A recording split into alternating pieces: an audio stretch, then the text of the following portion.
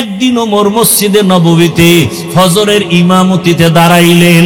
দুশমন নামাজের ভিতরে পায়ের উপরে আঘাত করলো, ওমর পড়ে গেলেন। ওই দিনটাও ছিল মুহররম মাসের 1 তারিখ। কে? মুহররমের 1 তারিখ ছিল। শাহাদাতে হুসাইনের আলোচনা হয়, ওমরের শাহাদাত মুহররমে আলোচনা হয় না কেন? খবর নাই, জাতির আবেগে দৌড়ায়, বিবেক দুর্বল হয়ে গেছে। ওমর পড়িয়া গেছে, রক্তক্ষরণ হচ্ছে। হঠাৎ সবাই ধরাধরি করলো, নামাজ শেষ করতে না পেরে ওমরের টেনে পেছনে আনলো। ওমর বলতেছে আব্দুল্লাহকে, বাবা আমার বোধহয় বিদায়ের সময় আসছে, আমারে আঘাতটা কি মুমিনে করছে না বেঈমান? নাম যখন কইছে আলহামদুলিল্লাহ, আমি তো চাইছি আমি শহীদি মরণ। বেঈমানের আঘাত যখন আসছে, আমার মরণটা তো শহীদ। কিন্তু আমার মনে একটা দুঃখ, আম্মাজানের কাছে বিদায় বেলা আর একবার যাও। আম্মাজান তো আমাকে ওয়াদা দেয় নাই, এখন বিদায় বেলা জিজ্ঞাসা করু আমার দাফনটা কি মায়ার রসুলের কাছে হবে নাকি? আব্দুল্লাহ দৌড়ায় চলে গেলেন আম্মাজান আয়েশার কাছে।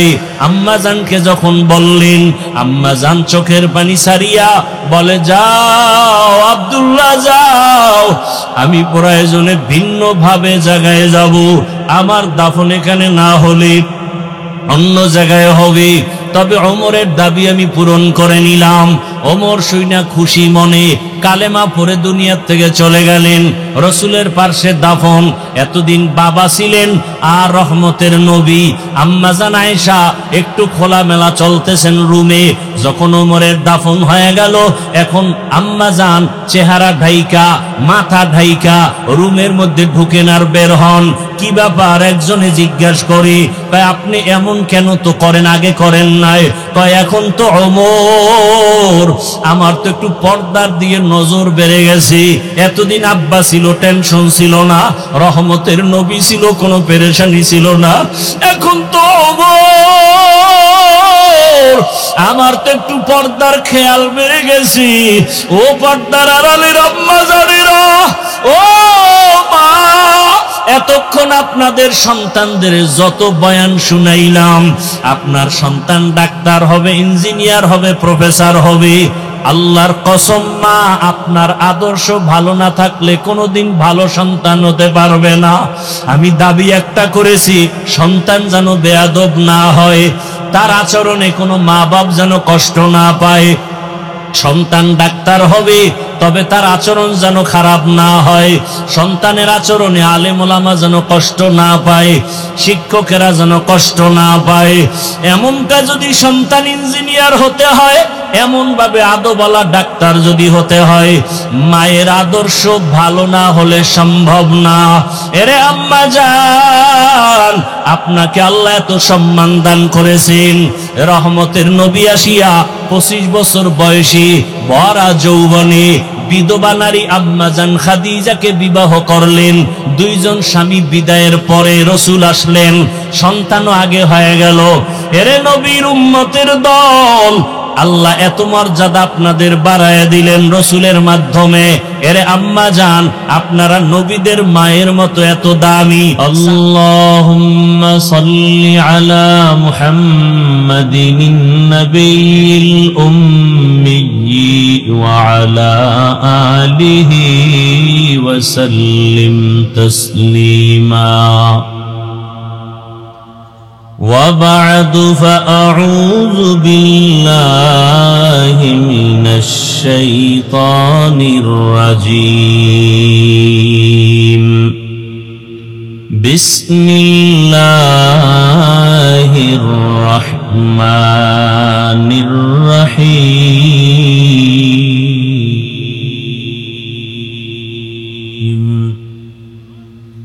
لقد كان لكم في رسول الله أسوة حسنة.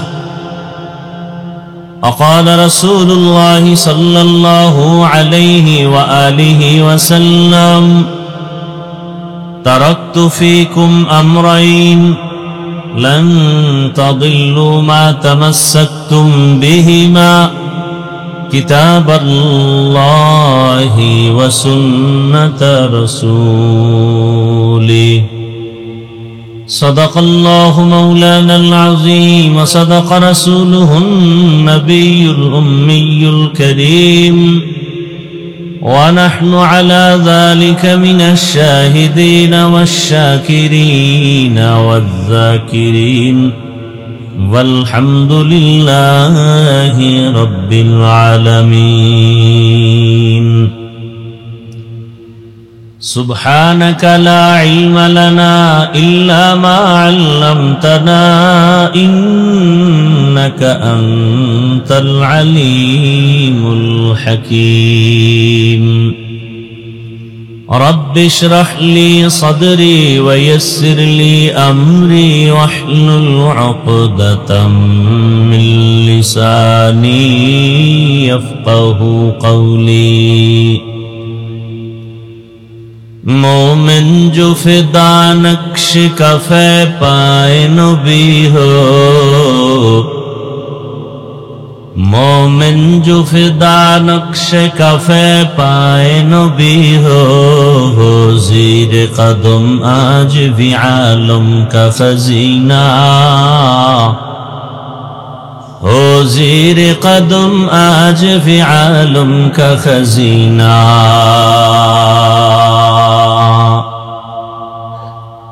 گر سنت نبوی کی کرے پیروی امت، گر سنت نبوی کی کرے پیروی امت، طوفان سے نکل جائے گا پھر اس کا سفینہ،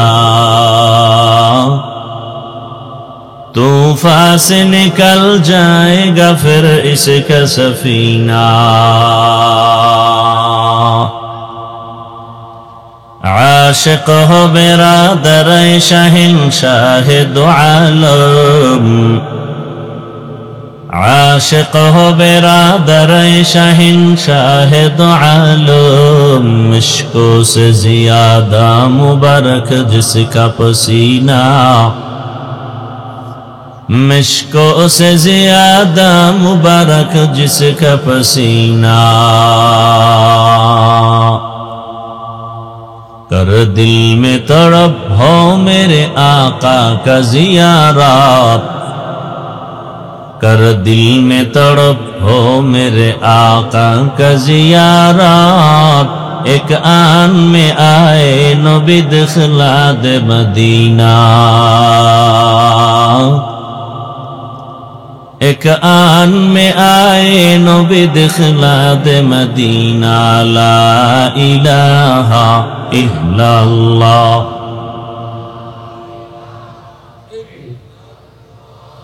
لا الہ الا اللہ، لا الہ الا اللہ، لا الہ الا اللہ، لا الہ الا اللہ، لا الہ الا اللہ، لا الہ الا اللہ، لا الہ الا اللہ، لا الہ الا اللہ، لا الہ الا اللہ، لا الہ الا اللہ، محمد رسول اللہ.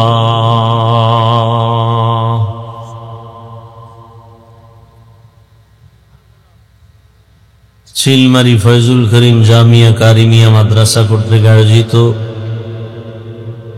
হাফেজ ছাত্রদের পাগড়ি প্রদান উপলক্ষে ওয়াজ মাহফিল 9 সেপ্টেম্বর 2025।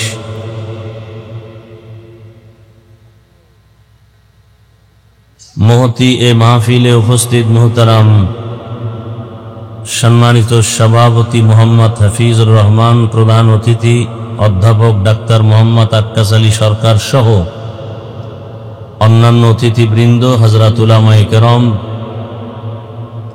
অত্র অঞ্চলের বিভিন্ন স্থান থেকে আগত আল্লাহ পাকের আশিকিন, জাকিরিন, শাকিরিন, মুহিব্বিন, মুরব্বিয়ান এজাম, কলিজার টুকরা আমার সমবয়সী যুবক বন্ধুগণ, স্নেহের ছোট ভাই, পর্দার আড়ালে মাইকের আওয়াজ শ্রবণরতা সম্মানিতা মা ও বোনেরা, দয়াময় রব্বুল আলমিনের দরবারে শুকর যে আল্লাহ রব্বুল আলমিন আমাদেরকে সুস্থ রেখেছেন, আলহামদুলিল্লাহ।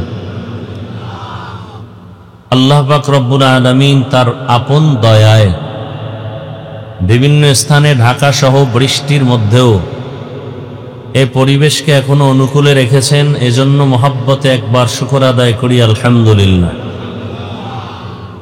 হাজারো লাখো মানুষের ভেতর থেকে বাছাই করে পৃথিবীর শ্রেষ্ঠ মজলিস, উলামায়ে আহলে হকের মজলিস, গুনাহ মাফের মজলিস, তওবা কবুলের মজলিসে দয়াময় আল্লাহ আমাদেরকে হাজির হওয়ার তৌফিক দান করেছেন। নিয়ামতের শুকর আদায়ার্থে পুনরায় পড়ি আলহামদুলিল্লাহ। দরুদ ও সালাম সৈয়দুল মুরসালিন, রাহমাতুল লিল আলামিন, শফিউল মুজনিবিন, খাতামুন নবিয়্যিন, সৈয়দুস সাকালাইন, ইমামুল মুরসালিন, শফিউ আযম, রাসূল আকরাম, রাহমাতে আলম, নবিয়ুল আরব আল আজম, হাবিব কিবরিয়া, আশরাফুল আম্বিয়া, সৈয়দুল আম্বিয়া, শফিউ মাহশর, সাকি কৌসর, আকা নামদার, মদিনা কা তাজদার, आफताब नबूवत, फ़ख्र मौजूदात, सैयदुल मखलूक़ात, हज़रत मुहम्मदुर रसूलुल्लाह। সবাই পড়লেন না কেন? পড়েন। নবীজির নামে দরুদ পড়লে আপনাদের এলাকার ফতুয়া কি গুনাহ হয়? তো বোবা হয়ে বসে আছেন কেন? কপাল পরারাই দরুদ পড়তে পারে না। যারা দরুদ পড়ে না পৃথিবীর নিকৃষ্ট কপাল পরা, শুধু কপাল পড়া না। সবাই আরেকবার মোহাব্বতে পড়েন সাল্লাল্লাহু আলাইহি ওয়া আলিহি ওয়াসাল্লাম, সাল্লাল্লাহু আলাইহি ওয়া আলিহি ওয়াসাল্লাম। মুখস্থ করেন সাল্লাল্লাহু আলাইহি ওয়া আলিহি ওয়াসাল্লাম। একবার যদি পড়েন সাথে সাথে 3টা পুরস্কার আল্লাহ দান করবেন। প্রথম পুরস্কার 10টা গুনাহ মাফ হয়ে যাবে। দ্বিতীয় পুরস্কার 10টা নেক আমল নামায় যোগ হবে। তৃতীয় পুরস্কার আল্লাহর দরবারে 10 গুণ মর্যাদা বেড়ে যাবে। কয়বার পড়লেই 3 পুরস্কার? একবার। যদি 100 বার আদায় করেন, 200 বার পড়েন, 300 বার পড়েন, উলামায়ে কেরাম লিখেছেন কমপক্ষে প্রতিদিন 300 বার দরুদ পড়া উচিত প্রতিটি মুমিনের জন্য। আর একটা কথা আপনারা মনে রাখবেন, আচ্ছা আপনাদের মনে হয় বেশি ক্ষুধা লাগছে না? আচ্ছা, যেই পরিমাণ ক্ষুধা লাগছে বাদাম আর চানাচুর খেলে কি ক্ষুধা নিবারণ হবে? তাহলে বেহেশতের বাগানে 2 ঘন্টা কি খানার জন্য বসছেন? তাহলে এগুলো কেন করতেছেন? বসছেন একটা উদ্দেশ্য নিয়ে, সেখানে খানা কেন? আপনার মোহাব্বত যেমন ফলাফলও তেমন। কেন ওয়াজের প্যান্ডেলে খানা দানা কেন? খানা দানার জন্য দোকান আছে, সেখানে যান। বেহেশতের বাগানে কথা শুনবে মানুষ, ডিস্টার্ব কেন? ঘুমের প্রয়োজন হলে বাসায় চলে যান, খানার প্রয়োজন হলে দোকানে চলে যান। ওয়াজের প্যান্ডেলে ডিস্টার্ব হয় এমন কিছু করিয়েন না। এটা এমন একটা জায়গা, এখানে আসতেও কপাল লাগে, বসতেও কপাল লাগে। এখানে চাইলেই কেউ আসতে পারে না, চাইলেই কেউ বসতে পারে না। আল্লাহ যাকে কবুল করেন সে আসতে পারে, আল্লাহ যাকে কবুল করবেন সে বসতে পারবেন। শুধু এতটুকু না, আল্লাহ যাকে চূড়ান্তভাবে কবুল করবেন সে বয়ান শুনে দোয়া করে বিদায় নিতে পারবেন। কারণ টোটাল বয়ানের মূল মগজ, মূল বরকত দোয়ার ভেতরে। কোথায়? দোয়ায়। সে দোয়ায় যদি আপনি অংশগ্রহণ করতে না পারেন তাহলে বয়ান শোনা না শোনা একাকার হয়ে গেল। আল্লাহ মজলিসকে কবুল করেন।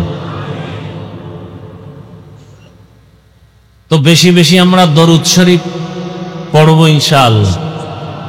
আল্লাহর কাছে কি নিয়ে যাবেন? আমরা তো ঈমানওয়ালা মুমিন মুসলমান, পরকাল আছে বিশ্বাস করি, হিসাব নিকাশ হবে, বিশ্বাস করি তো? বলেন না কেন? করি। গুনাহ করে আল্লাহর আদালতে গেলে জাহান্নাম, নেক আমল নিয়ে দাঁড়াতে পারলে জান্নাত। তাহলে সেই জান্নাতের আশায় তো এখানে আসছি। আপনারাও আসছেন, নরমাল দুর্বল থার্ড ক্লাসের বিছানায় বসছেন, অনেকের বিছানায় নাই, কেউ দাঁড়ায় আছেন, নিজের টাকা এখান থেকে কিছু নিবেন দূরের কথা দান করলেন, তাহলে এটা বরকতি মজলিস। আসছেন জান্নাত যেহেতু চাই, আল্লাহ যদি প্রশ্ন করেই ফেলেন যে তোমার জীবনের সব গুনাহ মাফ, ছোট একটা আমল আমাকে দেখাও, যে আমলটা শুধু আমার জন্যই করেছো, ছোট হোক, কি দেখাবেন? আমার তো মনে হয় না এখানে একটা লোক বলতে পারবে হ্যাঁ আমার কাছে একটা আমল আছে ছোট, আল্লাহর জন্যই করেছি, এটা আমি পেশ করব। একজনও নাই আমার জানা মতে, আমার ধারণা মতে। অনেকে ভাবতেছেন নামাজ, কিসের নামাজ পড়েন? অনেকে ভাবতেছেন রোজা, কিসের রোজা? আল্লাহর জন্য তো রোজা না, মানুষকে দেখাবার জন্য। মানুষকে দেখাবার জন্য দান সদকা করেন। আজকেও হাদিসটা নতুন করে দেখলাম, আবু হুরায়রা রাদিয়াল্লাহু তাআলা আনহু থেকে সহিহ হাদিস বর্ণিত, কিয়ামতের দিন সর্বপ্রথম জাহান্নামে 3 জন ব্যক্তি যাবে। সর্বপ্রথম জাহান্নামে যাবে 3 ব্যক্তি। সেই 3 ব্যক্তি কারা? পৃথিবীর সমস্ত বিবেক বলবে 3টা লোক বিনা হিসাবে জান্নাতি, সব মানুষ বলবে 3 ব্যক্তি জান্নাতি। না, আল্লাহ বলেন এই 3টা জাহান্নামের প্রথম বাসিন্দা। তার মধ্যে একজন হলো গলা কাটা শহীদ, ইসলামের জন্য বেঈমানের মোকাবেলায় যুদ্ধ করে শহীদ হয়েছেন, সে জাহান্নামে যাবে জাহান্নামের প্রথম হিসাবের শুরুতে। আর একজন আলেম জাহান্নামে যাবে, আর একজন দান সদকা করনেওয়ালা দানবীর, যে মাদ্রাসায় দান করে, মসজিদে দান করে, আমাদের সারা দুনিয়ার মানুষ বলবে লোকটা জান্নাতে যাবে। একজন আলেম সে জান্নাতে যাবে, একজন গলাকাটা শহীদ জান্নাতে যাবে, দুনিয়ার সবাই বলে জান্নাতে যাবে। আল্লাহ পাক রব্বুল আলামিন 3 জন লোকের ডাকার পরে, প্রশ্ন উত্তর করে ফেরেশতাকে বলবেন এই 3 জনকে জাহান্নামে সবার আগে দাও। কেন দিবেন ও বিষয়ে আমি আর আলোচনা, ওদিকে যাব না। তাহলে তাদের হালাত যদি এমন হয়, আপনার আমার কি উপায়? একবারও তো চিন্তা করি নেই, এটা করব সেটা করব না, হায়াতের গ্যারান্টিগত একবারও চিন্তা করছি? কি এত বাহাদুরি, কিসের এত ভাব? আল্লাহ আমাকে হেদায়াত দান করেন, আল্লাহ আপনাদেরকেও হেদায়াত দান করেন। হেদায়াত বড় দামি এক সম্পদ। আপনি মনে করেন আমি মাওলানা, আমি বক্তা, আমি হেদায়াতের উপরে আছি, আপনার থেকে বড় সম্মানে আছি। বরং আপনার যতটুকু ভয়, এর থেকে আমার 1000 কোটি গুণে বেশি ভয়। আপনাকে যদি শয়তান ধোঁকা দেয় একটা, আমাকে শয়তান পেছনে ওয়াসওয়াসা ধোঁকা দেয় 1000 কোটিটা। আপনাকে ইসলামের রাস্তা থেকে দূরে ফেলে দিলে ইসলামের যতটা ক্ষতি না হবে, আলেমকে জান্নাতের পথ থেকে লাইনচ্যুত করে জাহান্নামের পথে নিতে পারলে দেশব্যাপী দুনিয়াব্যাপী ইসলামের মহা ক্ষতি হবে। এজন্য দেখেন না, সবাই বলে বাংলাদেশে একটা সুন্দর সুবর্ণ সুযোগ আসছে, সবাই খুশি, কিন্তু আমার অন্তরে ভয়। অন্য সময় আপনারা যেই দোয়া করতেন, এখন 1000 কোটি গুণ দোয়া বেশি দরকার একটা বিষয়ের জন্য, যে আল্লাহ উলামায়ে কেরামকে এক বানায় দাও। বরং উলামায়ে কেরাম এক হতে না পারে সেজন্য কোটি কোটি টাকা ব্যয় করা হচ্ছে বিভিন্ন চক্রের মাধ্যমে। ওরা টাকা খাওয়াইয়া লোক লাগায় দিছে, 2 আলেমের মাঝখানে ফাটল ধরা। আলেম এক হলে আমগো নাস্তিকতার জাতা কলে আমরা মরে যাব। কারণ আজকে যদি আল্লাহর জাতের উপরে শপথ করে বলছি, আমার দেশের আলেম সব এক হয়, বাংলাদেশের জমিনে দাঁড়িয়ে কোনো নাস্তিক, কোনো বেঈমান, কোনো মুনাফিক আলেমের দিকে তাকায় কথা বলার সাহস পাবে না।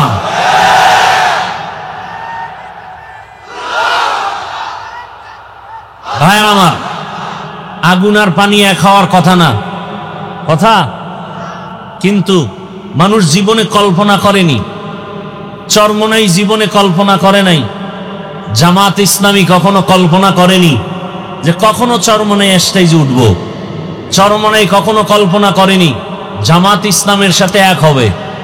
কিন্তু তারা কাছাকাছি চলে আসছে, যাদেরকে নিয়ে টেনশন ছিল না তাদের নিয়ে টেনশন। কথা ঠিক? আল্লাহ হেদায়াত দান করুন। আরো আস্তে করে বলেন, আল্লাহ হেদায়াত দান করুন। পিঠ রেডি করেন পিঠা খাওয়ার জন্য। পিঠা খাওয়ার জন্য আমরা নিজেরা দায়ী। আমরা উলামায়ে কেরাম এক না হওয়া আমাদের পতনের পূর্বাভাস। আল্লাহ হেদায়াত দান করেন। এই জন্য তো আওয়ামী লীগে দেখবেন ওলামা লীগ, বিএনপিতে কি বলেন? তার মানেটা কি? সব আলেম এক হবে, এরা আলাদা থাকবে। কথা বুঝেন নাই? বড় কঠিন হালাত। এজন্য বেশি বেশি দোয়া করেন, আল্লাহ উলামায়ে কেরামদের এখন এক বানায় দেন। আর আপনাদের কিছু দোষ আছে, একেবারে কম না, অনেক বেশি। যারা ফেসবুকে আলেমের বিরুদ্ধে লেখালেখি করেন, আমার ভক্তরা আমাকে আরশে আজিম উঠায়, অন্যদের জাহান্নামের তলদেশে নিয়ে যায়। এই যে লেখালেখির মাধ্যমে আলেমদের মাঝখানে আপনারা বিভেদ সৃষ্টি করতেছেন, তিলকে তাল বানাইতেছেন। এক নাম্বার কথা হলো, আলেমের বিরুদ্ধে লেখার অধিকার আপনাকে কে দিয়েছে? এজন্য আমি সারা দেশে বলি, যারা আলেমের বিরুদ্ধে ফেসবুকে লেখে বলে এরা মা বাবার অভিশপ্ত সন্তান। মা বাবার সুসন্তান কখনো আলেমের বিরুদ্ধে কিছু লিখতে পারে না, বলতে পারে না। আলেমকে ইজ্জত নষ্ট করার জন্য, ছোট করার জন্য যারা মানুষের সামনে লেখালেখি করে, বলা বলি করে, এরা প্রত্যেকটা সন্তান পিতামাতার অভিশাপ পাওয়া সন্তান। এদের উপরে মা বাবার অভিশাপ। দোয়া করি আল্লাহ হেদায়াত দান করেন। আর আলেমের বিরোধিতা করা, আলেমকে ছোট করা, এটা ইন্টারন্যাশনাল এক ষড়যন্ত্র। কেন? কিয়ামত পর্যন্ত আর কোনোদিনে জমিনে রসুল এসে দাওয়াত দিবেন না। আপনাদের ধারণা কি রবিউল আউয়ালে রসুল আসবেন? কোন সাহাবায়ে কেরাম আসবেন? কোন আইম্মায়ে কেরাম আসবেন? ইমামে আজম আবু হানিফা, ইমাম বুখারী আসবেন? কিয়ামত পর্যন্ত এই জাতিকে শান্তির পথ, মুক্তির পথ, নাজাতের পথ দেখাবেন একমাত্র, শুধুমাত্র, কেবলমাত্র উলামায়ে কেরাম। এ কারণে ষড়যন্ত্র শুরু হয়েছে, আলেমকে খারাপ বানাও। কেন? হাফিজুর রহমানকে যদি কেউ ঘৃণা করে তার বয়ান শুনবে না।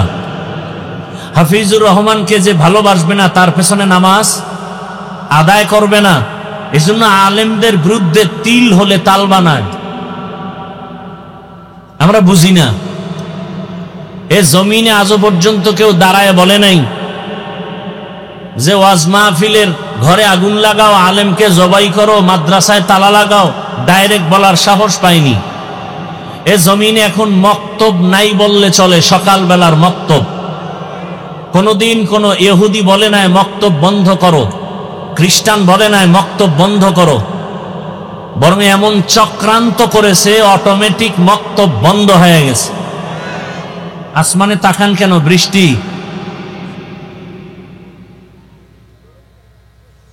এদিকে খেয়াল করেন ভাইরা আমার, খুব কঠিন খেয়াল করেন।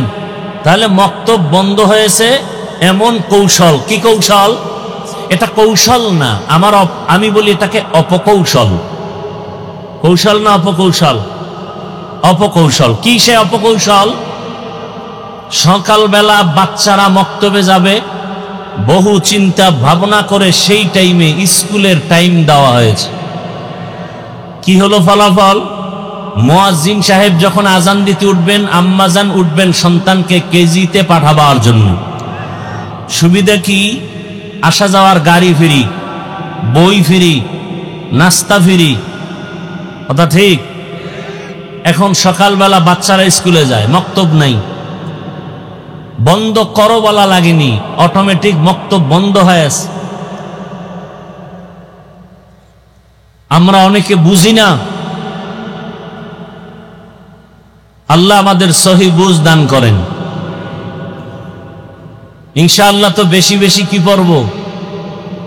দরুদ শরীফ কতবার প্রতিদিন? 300 বার। কেমনে পড়বেন 300 বার? হাত পায়ে এরকম আটকাইয়া পড়লে কি মনে রাখা যাবে? সুবিধার জন্য একটি পরামর্শ, প্রত্যেকে একটা তসবিহ কিনবেন। কি কিনবেন? কয় টাকা দাম? 20-25 টাকা, আরো বেশি দাম আছে, কম দাম আছে। একটা তসবিহ হাতে নিবেন। তসবিহ হাতে নিয়ে আমল করা, এটা সুন্নতে সাহাবা।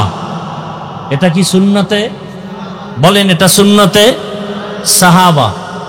সাহাবায়ে কেরামদের সুন্নত তসবিহ পড়ে আমল করা। শুধু নিজে কিনবেন না, আমার যুবকদের কাছে দাবি, তোমার আম্মাজানকে একটা তসবিহ কিনে দিবা, তোমার ঘরের বোনকে একটি তসবিহ কিনে দিবা। তারা যত আমল করবে এর সওয়াব তোমার আমল নামায় চলে আসবে। আমার জানা মতে, তদন্ত করে আমি যতটুকু বুঝতে পেরেছি, জানতে পেরেছি, পৃথিবীতে সার্বজনীন নফল মুখের আমল, শ্রেষ্ঠ পাওয়ারফুল আমল 2টা পেয়েছি। এর থেকে পাওয়ারফুল কোনো আমল নাই, মৌখিক নফল সার্বজনীন। 1 নম্বরের আমল ইস্তেগফার, দ্বিতীয় আমল হলো দরুদের আমল। কেউ যদি 300 বার দরুদ পড়ে আর প্রতিদিন 300 বার ইস্তেগফারের আমল করে, ইস্তেগফারের পাওয়ার কত! রাত আসলে যেমন দিন থাকে না, দিন আসলে রাত থাকে না, ইস্তেগফারের আমল যারা কন্টিনিউ করবে তার আমল নামায় কোনো গুনাহ থাকবে না। দরুদ এমন পাওয়ারফুল আমল, নবীজি বলেন যে দোয়ার শুরু শেষ দরুদ নাই, ওই দরুদ আরশে আজিমে যাবে না।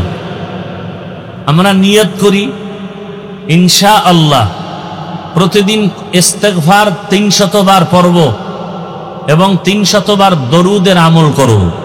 আল্লাহ আমাদের তৌফিক দান করেন। নিয়ত করছেন সবাই?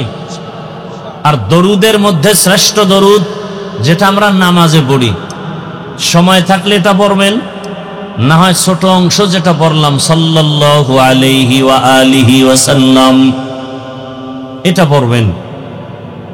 আপনি শুধু এটা তো 300 বার পড়লেন, বাকি টাইম হাঁটতে, চলতে, উঠতে, বসতে কত মুসিবত দেখলেই, অন্তরে কোনো গুনাহের আকর্ষণ আসলেই ইস্তেগফারের আমল আর দরুদের আমল ইনশাআল্লাহ।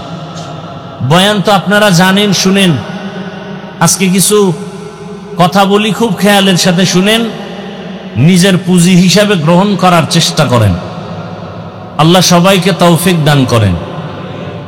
যাদের আয়োজনে আজকের এই সুন্দর প্রোগ্রাম, আল্লাহ তাদেরকে কবুল করেন। আল্লাহ মাহফিল হেদায়াতের ওসিলা বানায় দেন। মাহফিলের বরকতে পুরা এলাকায় শান্তি দান করেন। সারা দুনিয়াবাসীকে মাফ করে দেন। মুসলমানের ঈমান আমলে ইজ্জতের হেফাজত করেন। বাংলাদেশ শান্তির দেশ হিসাবে কবুল করেন। জালেমদের জুলুম থেকে দেশ ও জাতিকে হেফাজত করেন। জালেমদের হেদায়াত দান করেন, না হয় ধ্বংস করে দেন। ব্যবসায়ী, চাকরিজীবী, বিভিন্ন শ্রেণী পেশার মানুষ জুলুমের শিকার, আল্লাহ সমস্ত জুলুম থেকে দেশবাসীকে হেফাজত করেন। কবরস্থ যারা, আল্লাহ সবাইকে জান্নাত দান করেন। যারা আমরা বেঁচে আছি দীর্ঘ নেক হায়াত দান করেন। অসুস্থ যারা, আল্লাহ সুস্থতার নিয়ামত দায়মি ভাবে দান করেন। আরো কোনো দোয়া বাকি আছে? আল্লাহ আমাদের সবাইকে এক ও নেক হয়ে চলার তৌফিক দান করেন। কোরআনে হাকিমের এক আয়াতে কারিমা তিলাওয়াত করেছি, রাসূলের হাদিস থেকে একটি হাদিসের অংশ পড়েছি। ইখলাস ও রুহানিয়াতের সমন্বয়ে সহি নিয়তে, সহি তরিকায়, সহি কিছু কথা কোরআন ও হাদিসের আলোকে বলার মতো, শুনবার মতো আমাকে আপনাদের সকলকে দয়াময় রব্বুল আলামিন তৌফিক দান করেন। তরজমাটা বলে নেই, তারপরে কিছু ব্যাখ্যা। আল্লাহ তাআলা বলেন, লাকাদ কানা লাকুম ফি রাসূলিল্লাহি উসওয়াতুন হাসানাহ। হে রাসূল করিম সাল্লাল্লাহু আলাইহি ওয়া আলিহি ওয়াসাল্লাম, উম্মতকে বলে দেন, মূলত আমি আল্লাহই বলতেছি, হে আমার প্রিয় বান্দা বান্দিরা। রাসূল বলে না, কে বলেন? আল্লাহর কথাটা রাসূলের স্পিকার থেকে বের হচ্ছে। রাসূলের হাদিস, আমি হাফিজুর রহমানের না, রাসূলেরই কথা। স্পিকার আমি, স্পিকার উলামায়ে কেরাম। কথা রসুলের, কথা মদিনার। কোন আলেমের নিজের থেকে কিছু বলার ক্ষমতা নাই, সাহস নাই। রসুল যে প্রেসক্রিপশন দিয়েছেন এগুলোই উম্মতকে বুঝাতে হবে। রসুলের প্রেসক্রিপশন এমন এক পাওয়ারফুল, যেই প্রেসক্রিপশন ফলো করলে দুনিয়ায় বাদশা, আখেরাতেও বাদশা। আল্লাহ বলেন, তোমাদের জন্য রসুলের মধ্যে অবশ্যই রয়েছে উত্তম আদর্শ। শাব্দিক তরজমা, হাদিসে পাকে রসুল বলেন, আমি দুটো জিনিস তোমাদের মাঝে রেখে বিদায় নিচ্ছি এবং চ্যালেঞ্জ দিলাম, ওই দুই জিনিস যারা আঁকড়ায় ধরবে তাদের ঈমানও যাবে না, সম্মানও যাবে না। দুইয়ের এক হলো কোরআন, দ্বিতীয় হলো রসুলের সুন্নাহ বা আদর্শ। তরজমা শেষ, এবার কিছু সংক্ষিপ্ত আলোচনা। খেয়াল করি সবাই, বর্তমানে আরবি মাস রবিউল আউয়াল। কোন মাস? আল্লাহ পাক বলেন বছরে মাস হবে গণনার আকারে 12টা। কিয়ামত পর্যন্ত কোন বছর 11 মাসে হবে না, 13 মাসেও হবে না। কত মাস? ইন্না ইদ্দাতাশ শুহুরি ইনদাল্লাহি 12 শাহরান ফি কিতাবিল্লাহ ইয়াওমা খালাকাস সামাওয়াতি ওয়াল আরদ মিনহা আরবাআতুন হুরুম যালিকাদ দীনুল কাইয়্যিম। গণনার আকারে মাস হবে 12টা। আরবি মাসের প্রথম হলো মুহররম, সফর, রবিউল আউয়াল, রবিউল আখির, জুমাদাল উলা, জুমাদাল উখরা, রজব, শাবান, এরপরে কি? রমাজান, শাওয়াল, জিকাদাহ, যুলহিজ্জাহ। 12টা মাসের মধ্যে আল্লাহ বলেন 4 মাস আমি আরেকটু আলাদা করে সম্মান দিলাম। তার মানে অন্য মাসের সম্মান নাই, বিষয়টা এমন না। ওই প্রেক্ষাপটের জন্য আল্লাহ আয়াত নাজিল করে দিলেন। আল্লাহ বলেন বছরে মাস হবে 12টা, আর এর মধ্যে 4 মাস হবে অন্য মাসের তুলনায় একটু দামি, সম্মানিত। বলার মানি হলো সেই সময়ের ক্ষেত্রে যুদ্ধ বিগ্রহ করাটা নিষেধ ছিল, বাস এতটুকুই। কিন্তু ওই হুকুম এখন বলবৎ নাই, এখন সব আম, বাকি মর্যাদা কমে নাই। যেমন আমরা 5 ওয়াক্ত নামাজ আদায় করি, 5 ওয়াক্ত নামাজের আগে তাহাজ্জুদ ফরজ ছিল, 5 ওয়াক্ত আসলো, তাহাজ্জুদের ফরজিয়াত বাতিল, বাকি ফজিলত কমে নাই। তো 4 মাস, 12 মাসের মধ্যে বড় দামি রজব, জিকাদা, যুলহিজ্জা, মুহররম, এই 4 মাস। আল্লাহ বলেন এই সিদ্ধান্তটা আমি করেছি এবং লৌহে মাহফুজে লিখে ফেলেছি। কোন দিন? আসমান জমিন সৃষ্টির দিন। রজব, জিকাদা, যুলহিজ্জা, মুহররম, 4 মাস। রজব, জিকাদা, যুলহিজ্জা, মুহররম, এই 4 মাসে রমজানের কোনো নাম নাই।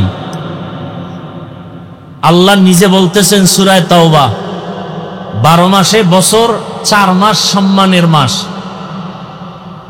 কিন্তু এই 4 মাসের মধ্যে রমজানের নাম নাই, ইভেন রবিউল আউয়ালের নামও নাই। রজব, জিকাদা, যুলহিজ্জা, মুহররম, তার মানে কি রমজানের সম্মান নাই? এ বিষয়ে আবার আমি রমজান সম্পর্কে আলোচনা করেছি, সেখানে বিস্তারিত। রবিউল আউয়াল আলোচনার একটা মাস কেন? উলামায়ে কেরাম লিখেছেন আরবি মাসের নামগুলো মুখস্থ রাখা মুমিনের জন্য ওয়াজিবে কিফায়া, এবং এই মাসের নামগুলো আল্লাহ নিজে রেখেছেন, একাধিক নাম, এবং মাসের ফজিলাত আল্লাহ দিয়েছেন। এগুলো আলোচনা করা সওয়াবের কাজ, গুনাহ না। রবিউল আউয়াল আলোচনায় আসলো কেন? সারা দেশের মানুষ আমরা মুমিন হিসাবে শুনতে শুনতে জানি এই মাসে রসুলের আগমন, এই মাসে রসুলের বিদায়। এ কথা তো আছেই, তবে কথার মধ্যে যথেষ্ট পরিমাণ ইতিহাসবিদদের মতভেদ আছে। রসুলের আগমন রবিউল আউয়াল অনেকেও বলেছেন না, অন্য মাসেও রসুল আগমন করেছেন, সে মতও দিয়েছেন। আমার কথাটা আপনার অন্তরে বসাবার জন্য, যদি দুর্বলতা থাকে, যেহেতু সবার হাতে মোবাইল আছে, গুগলে সার্চ দিয়ে দেখবেন মহানবী সাল্লাল্লাহু আলাইহি ওয়াসাল্লামের আগমনের মাস, তারিখ, দিনের সম্পর্কে জানতে চাই, সেখানে মতভেদ সহ ইতিহাসবিদদের সব ডিটেলস ওখানে আছে। তখন আপনি অনুধাবন করবেন আমার কথাটা কতটুকু সঠিক আর বেঠিক। রবিউল আউয়াল অধিকাংশের মত রসুল আসছেন দুনিয়ায় এবং এ মাসেই রসুল বিদায় নিয়েছেন। দিন সোমবার, বিদায়ের দিনও সোমবার, আসার দিনও সোমবার। আসার তারিখ এ নিয়েও মতভেদ। কেউ বলেছেন ৮, কেউ বলেছেন রবিউল আউয়ালের ৯, কেউ বলেছেন রবিউল আউয়ালের ১১, কেউ বলেছেন ১২ তারিখ। আসার সময় সুবহ সাদিক, রসুলের বিদায়ের দিন সোমবার, টাইম জোহরের আগে চাষতের সময়। সোমবার দিন জোহরের নামাজের আগে চাষতের টাইমে রসুলের ইন্তেকাল। বুধবার দিন গিয়া রাতের তাহাজ্জুদের সময় দাফন। নবী নিজেই বলতেছেন মাইয়্যিতকে দ্রুত দাফন করো, রসুলেরটা দেরি হলো কেন? দুই সমস্যার কারণে রসুলের দাফনে দেরি হয়েছে। জটিল দুটো সমস্যা, এই সমাধানে আসতে সময় লাগছে সোমবার, মঙ্গলবার, বুধবার সারাদিন, রাতের তাহাজ্জুদে দাফন। ওই দুই সমস্যার সমাধান পাওয়ার পরে দুই সমস্যার একটার সমাধান দিলেন তদানীন্তন সময়ে রসুলের প্রিয় একজন ব্যক্তি পুরুষ, আর একটার সমাধান দিলেন রসুলের সহধর্মিণী উম্মাহাতুল মুমিনিন আম্মাজান আয়েশা রাদিয়াল্লাহু আনহা। পুরুষ হিসাবে যিনি আর একটার সমাধান দিলেন, তিনি হলেন জান্নাতের প্রথম বাসিন্দা। কে? আবু বকর সিদ্দিক রাদিয়াল্লাহু তাআলা। এবং এখানে এই পয়েন্টটাও মনে রাখবেন, আমি বলবো না বিস্তারিত, শুধু এতটুকু পয়েন্ট বলি। রসুল যে ভবিষ্যৎবাণী করেছেন আমার পরে উম্মতের মাঝে ইখতিলাফ হবে আর ৭২ দল হবে জাহান্নামী, এক দল হবে জান্নাতি। সেই ৭২ দলের সূত্রপাত হয়েছে রসুলের ইন্তেকাল থেকে দাফনের আগেই ফাঁকে সময়। ৭৩ দল তৈরি হয়ে গেছে। ৭৩ দলের মূল যারা, এরা তৈরি হয়ে গেছে রসুলের ইন্তেকাল থেকে দাফনের আগ মুহূর্তে। বিস্তারিত আলোচনা এখানে আর করার সময় নেই। এবার রসুল কবে আসলেন কেন এবং দিন কত তারিখ, এগুলো নিয়ে মুমিনের জানার তেমন কোনো মজবুত বিষয় না। মুমিনের এখান থেকে জানার বিষয় কি, নবী কি নিয়ে আসলেন আর আমাদের উম্মতের কি দিয়ে চলে গেলেন, এটা হলো আসল বিষয়। তবে এখানে আরেকটু কথা আমি বলে রাখি, আমরা সবাই জানি রসুলের আগমন, কিন্তু রবিউল আউয়ালে ইসলামের জন্য আরো মহা সুসংবাদ। কি? ভেলাদাতুন নবী সাল্লাল্লাহু আলাইহি ওয়াসাল্লাম। রবিউল আউয়ালে শুধু রসুলের ভেলাদাত না, রসুলকে যে রিসালাত দেওয়া হলো, কিতাব দেওয়া হলো, তাও রবিউল আউয়াল ছিল। রসুল বেঈমানের তাড়নায় পড়ে জন্মভূমি ত্যাগ করে ইসলামের ইতিহাসে এক বড় পাওয়ারফুল মুসলমানের সুসংবাদ, কষ্টের মাঝেও শান্তি, তা হলো মক্কা থেকে মদিনাতুল মুনাওয়ারার হিজরত। সে হিজরত হয়েছে রবিউল আউয়ালে। রসুলের ভেলাদাত রবিউল আউয়াল, রসুলের রিসালাত রবিউল আউয়াল, রসুলের হিজরত রবিউল আউয়াল, রসুলের রেহলাত বা ওয়াফাত রবিউল আউয়াল। কয়টা জিনিস পাইলাম? কথা বলতে হবে। 4টে জিনিস পাইছি রবিউল আউয়ালে: ভেলাদাত, রিসালাত, হিজরত, ওয়াফাত বা রেহলাত। রসুলের আগমনে কি পেয়েছি, ভেলাদাতে কি পেয়েছি? সমস্ত উলামায়ে কেরাম লিখেছেন রসুলের মিলাদ যাকে বলি, ভেলাদাত বলি, দুনিয়াতে আসছেন রসুলের আশাতে এ দুনিয়াবাসী মক্কাবাসী মুমিনরা পেয়েছি আজাদিয়াত, অর্থাৎ মুক্ত স্বাধীনতা। বিস্তারিত বলতে গেলে অনেক সময় আবু লাহাব তার দাসীকে মুক্ত করে দিল, পারস্যের অগ্নি নিভে গেল, জুলুম বন্ধ হয়ে গেল, মানুষ স্বাধীনতা লাভ করলো। রেসালাতের দ্বারা পেয়েছি শরিয়াত, অর্থাৎ জীবনকে গড়ার এক মূল থিম। হিজরতের দ্বারা পেয়েছি মদদ, নুসরত, আল্লাহর সাহায্য। বদরের যুদ্ধ, ওহুদের যুদ্ধ, খন্দকের যুদ্ধ, যুদ্ধের মাঝে আল্লাহ ডাইরেক্ট সাহায্য করেছেন। মুসলমান বাড়ি করার সুযোগ পেয়েছে, ঘর করার সুযোগ পেয়েছে, ওপেন নামাজ আদায় করেছেন, দাওয়াতের কাজ শুরু হয়ে গেছে, গনিমতের মাল পেয়েছেন, নিজেরা মোটামুটি একটু স্বাচ্ছন্দ্যে জীবন যাপন করার সুযোগ পেয়েছেন। তাহলে হিজরতের দ্বারা নুসরাত বা আল্লাহর মদদ, সফলতার জীবন। আর রসুল চলে যাওয়ার পরে আমরা কি হাদিয়া পেয়েছি?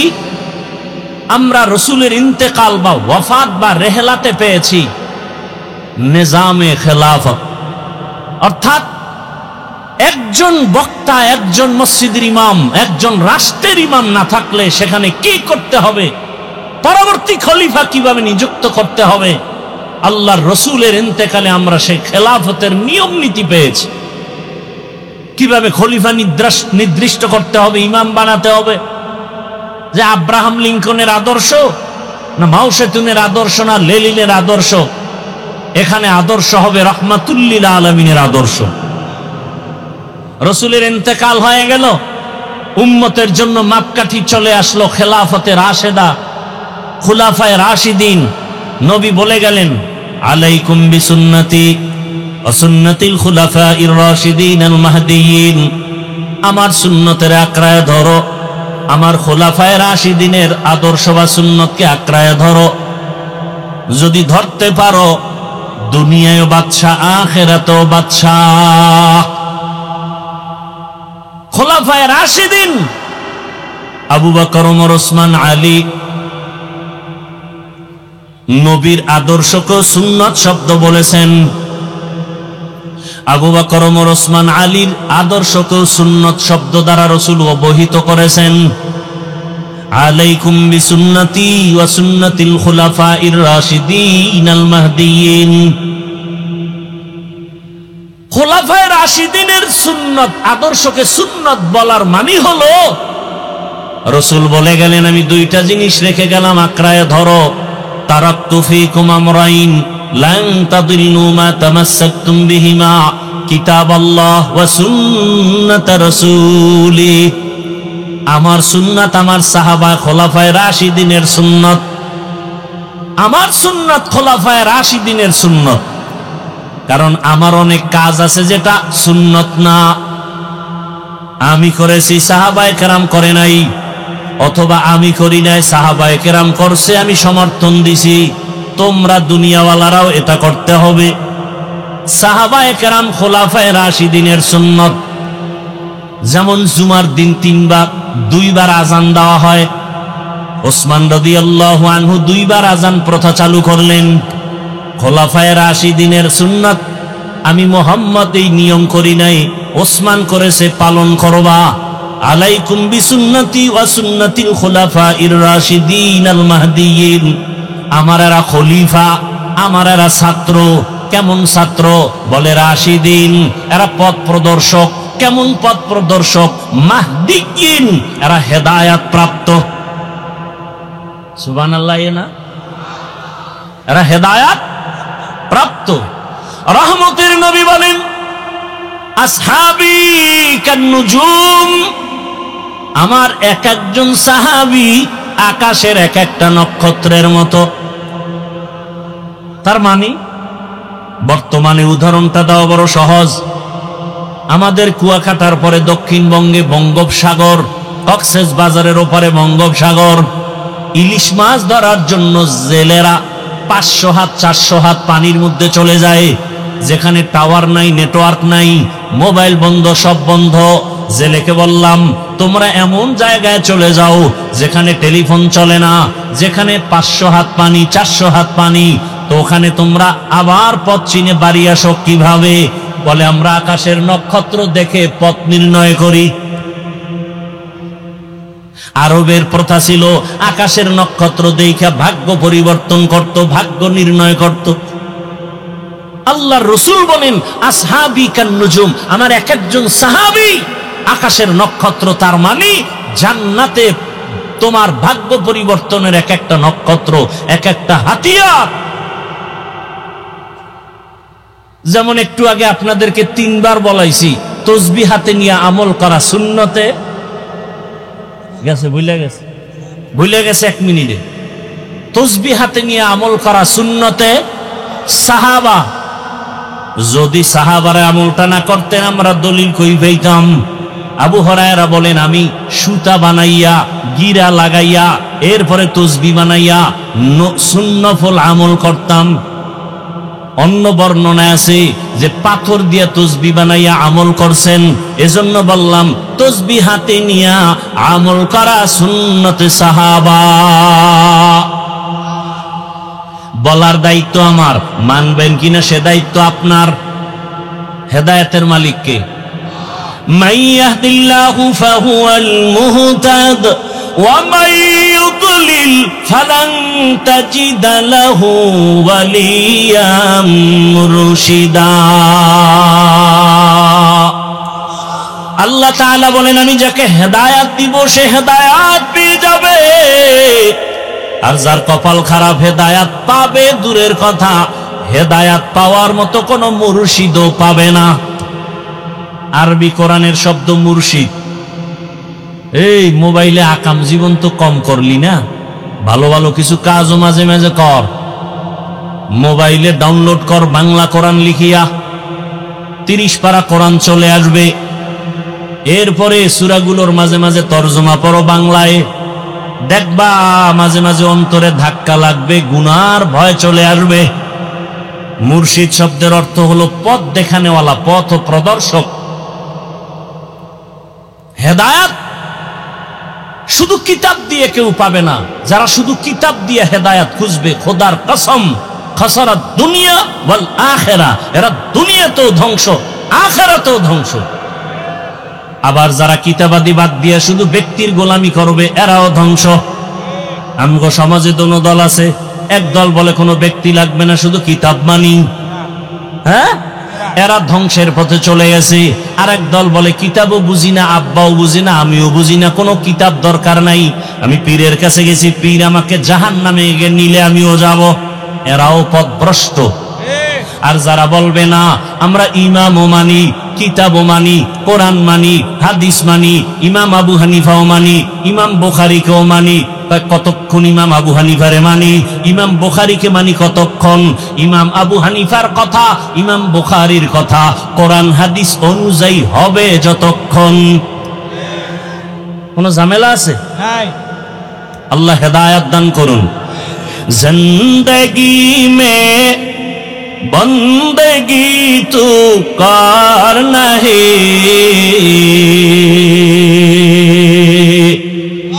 जिंदगी में बंदगी तू करना है,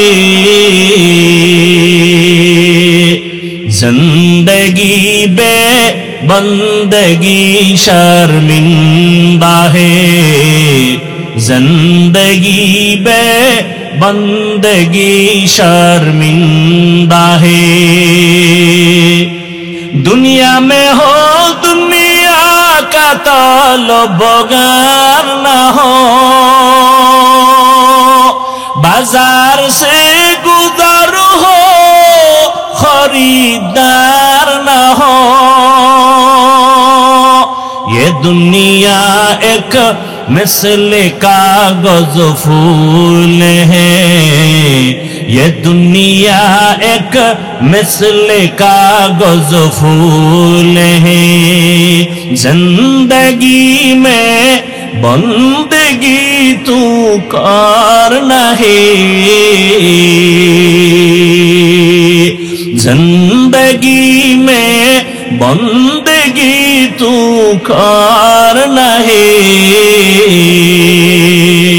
जिंदगी बे बंदगी शर्मिंदा है, जिंदगी बे बंदगी शर्मिंदा है, जिंदगी में बंदगी कुन बंदगी, बंदगी बे जिंदगी शर्मिंदगी।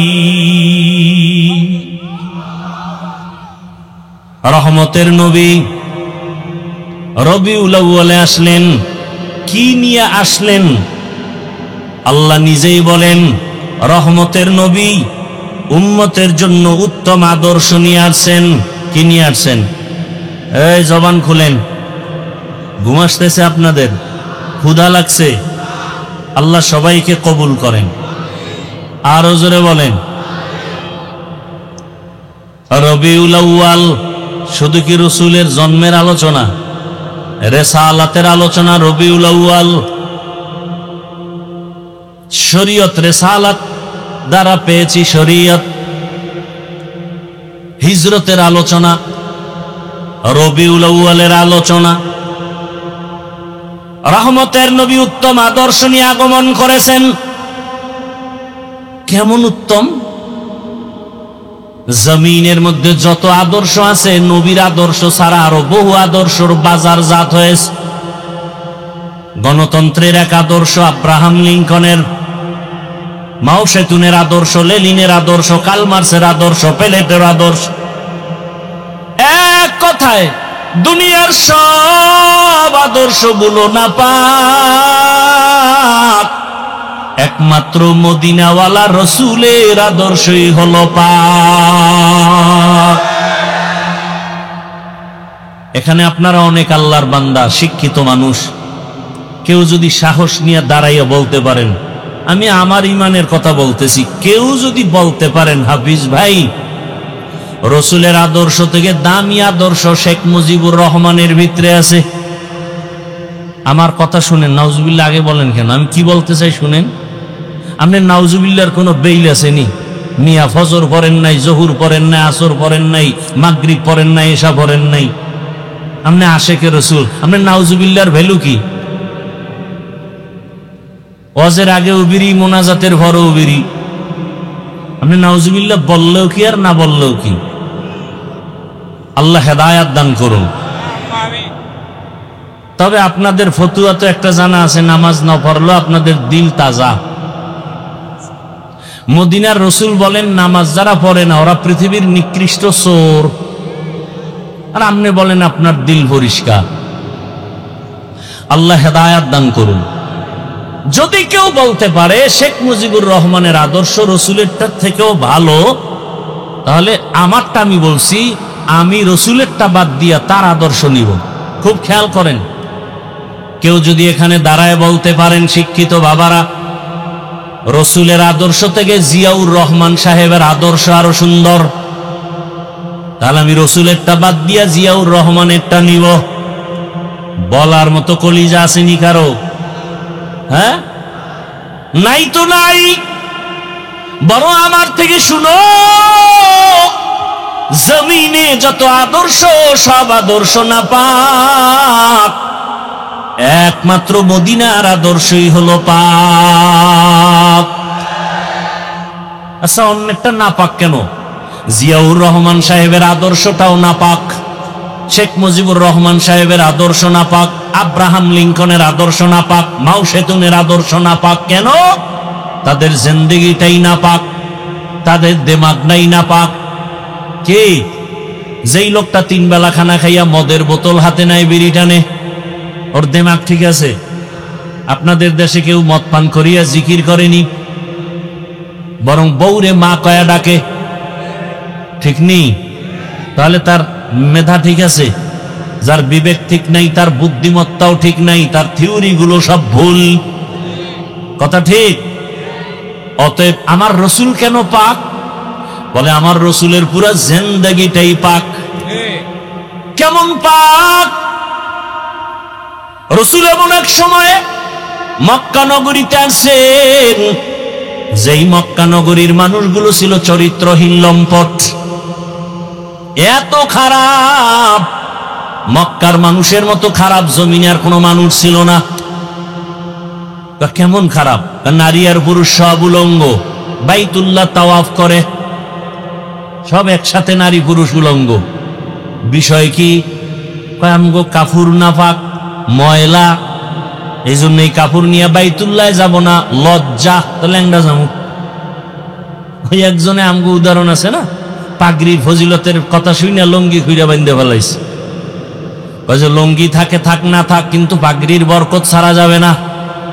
কিছু মানুষ আছে না অতি আবেগ, কোরবানির বয়ান শুনে নিয়ত করছে কোরবানি না দিয়ে মরমু না, বাড়ি যায় টেনশনে পড়ে গেছে, ওয়াদা তো করে ফেলছি, ওয়াদা ভাঙা যাবে না, তো কাবা ঘর ভাঙার সমান। কোরবানি যে দিব টাকা নাই, কি করা যায়? কয় চুরি করে হলেও দিব। চুরি করবো কই? মামার বাড়ি একটা নতুন গরু কিনছে, দেওয়ার জন্য এডারে নিয়ে আসছে। রাস্তায় ইমাম সাহেব দেখে, খাই তুমি না গরিব? বলে হ্যাঁ। তো গরু নিয়ে যাও কই? বলে নিয়ত করে ফেলাইছি কোরবানি দিব। বইলে আনছো? বলে বইলে আনলে কি আর ভোর রাত্রে আসছি?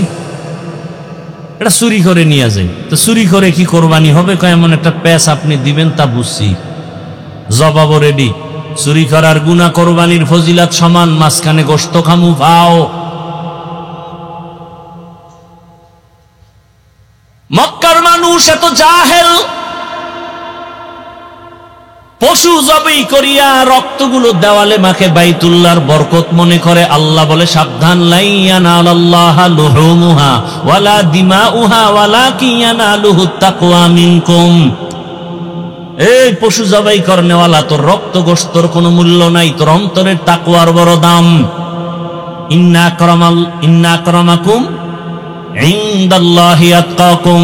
আল্লাহর কাছে আমার চেহারার দাম, বলেন আল্লাহর কাছে আমার কণ্ঠের দাম, আল্লাহর কাছে আমার পোশাকের দাম। قال رسول الله صلى الله عليه وآله وسلم إن الله لا ينظر إلى صوركم وينظر إلى قلوبكم وأعمالكم। রহমতের নবী বলেন, হে উম্মত, আল্লাহ বান্দার চেহারাও দেখেন না, সূরতও দেখেন না, আল্লাহ তার টাকা মাল দেখেন না, আল্লাহ দেখেন বান্দার কলবের হালাত আর অন্তরের অবস্থা। हर के दारत खौफे हक दर्दी मदाम जन्नतुल मावा देहदूरा मकाम जुज़बा हक़ची जे मखाज इंसो जा फजले उआ मस्ते दर जुमला जहां। মক্কার মানুষ কত খারাপ!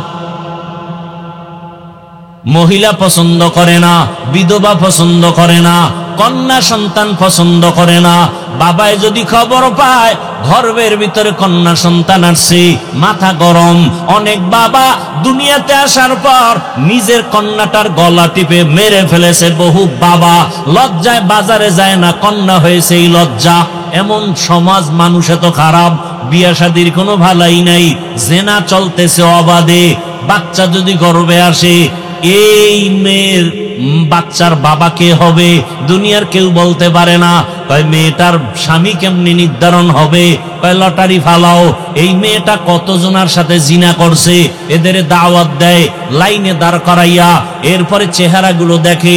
বাচ্চার মা দেখে যদি বলে এই পুরুষ এই বাচ্চার বাবা, তখন থেকে ওই ব্যক্তি ওই মহিলার স্বামী।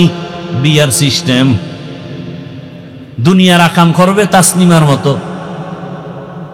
এরপরে তাসনিমা না বলছিল, এমবিবিএস ডাক্তার বলে আমি তাসনিমার পেট আমার শরীরের অংশ, আমার পেটে বাচ্চা, আমি যেখান থেকে মনে চায় সেখান থেকে নিব। কি আলহামদুলিল্লাহ! যেখান থেকে মনে চায় সেখান থেকে পেটে বাচ্চা। কুকুরনিরা নিতে পারে, মানুষ নিতে পারে না। কুকুরনি যেখান থেকে মনে চায় সেখান থেকে বাচ্চা নিতে পারে, এটা পশু। মানুষ নিতে পারে না। মানুষ নিতে গেলে সে মানুষ থাকে না, হায়াওয়ান থেকেও খারাপ। ঘোষণাকার, ওয়ালাকাদ জারানা লি জাহান্নামা কাসীরাম মিনাল জিন্নি ওয়াল ইনস লাহুম কুলুবুন লা ইয়াফকাহুনা বিহা ওয়ালাহুম আ'য়ুনুন লা ইউবসিরুনা বিহা ওয়ালাহুম আযানুন লা ইয়াসমাউনা বিহা উলাইকা কাল আনআমি বাল হুম আযাল উলাইকা হুমুল গাফিলুন।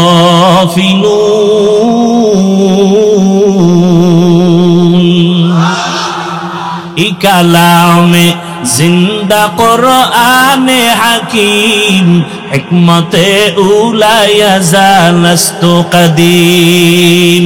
9 পারা সূরা আরাফ। আল্লাহ বলেন অধিকাংশ মানুষ জাহান্নামে যাবে। কম না বেশি? অধিকাংশ মানুষ। কেন? বলে তাদের আমি কলব দিছি ফিকির করবে, করে না। চোখ দিছি দেখার জন্য, দেখে না।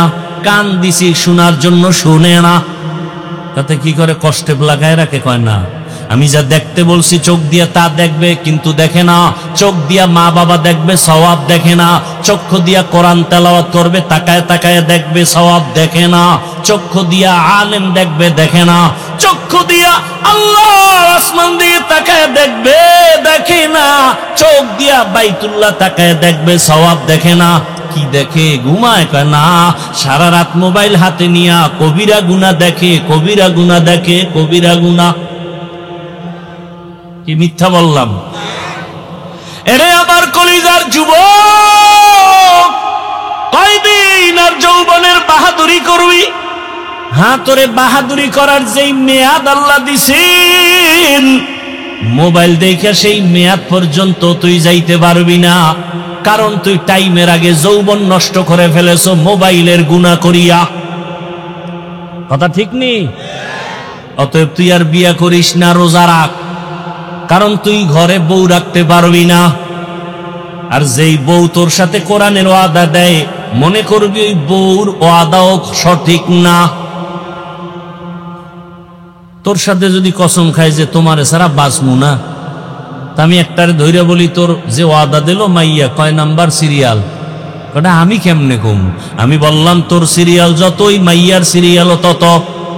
তুই যদি 2 মাইয়ার চরিত্র নষ্ট করে 3য় মাইয়ার সাথে কোরআনের ওয়াদা করো, ওই মাইয়াও 2 পুরুষের চরিত্র নষ্ট করে 3 নাম্বার তোরে ধরেছে। তোরে রাস্তার ফকির বানায়া জাল মিটাবে, কত ধানে কত চাল। আল্লাহ হেদায়াত দান করুন। মা ছাড়বে, বাপ ছাড়বে, মোবাইল ছাড়বে না। কি? আল্লাহ মোবাইলের গুনাহ থেকে হেফাজত করেন।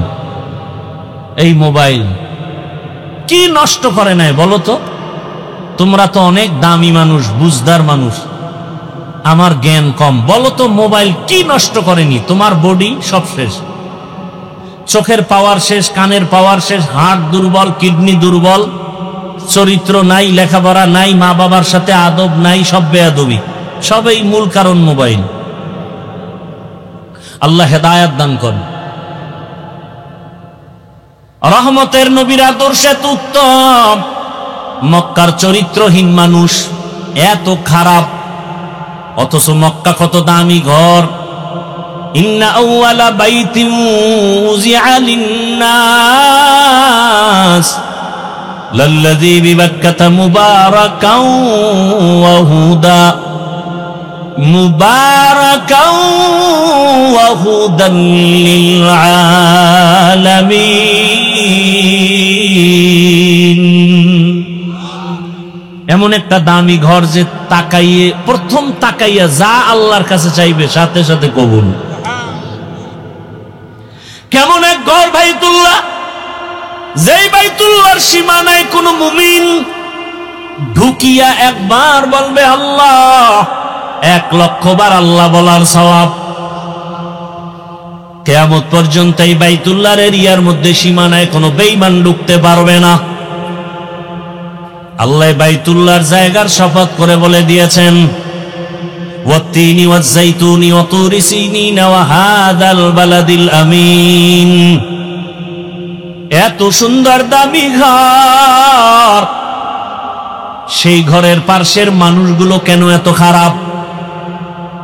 আপনাদের এলাকায় মসজিদ আছে না? কষ্ট হয়? কষ্ট তো আমার হয়।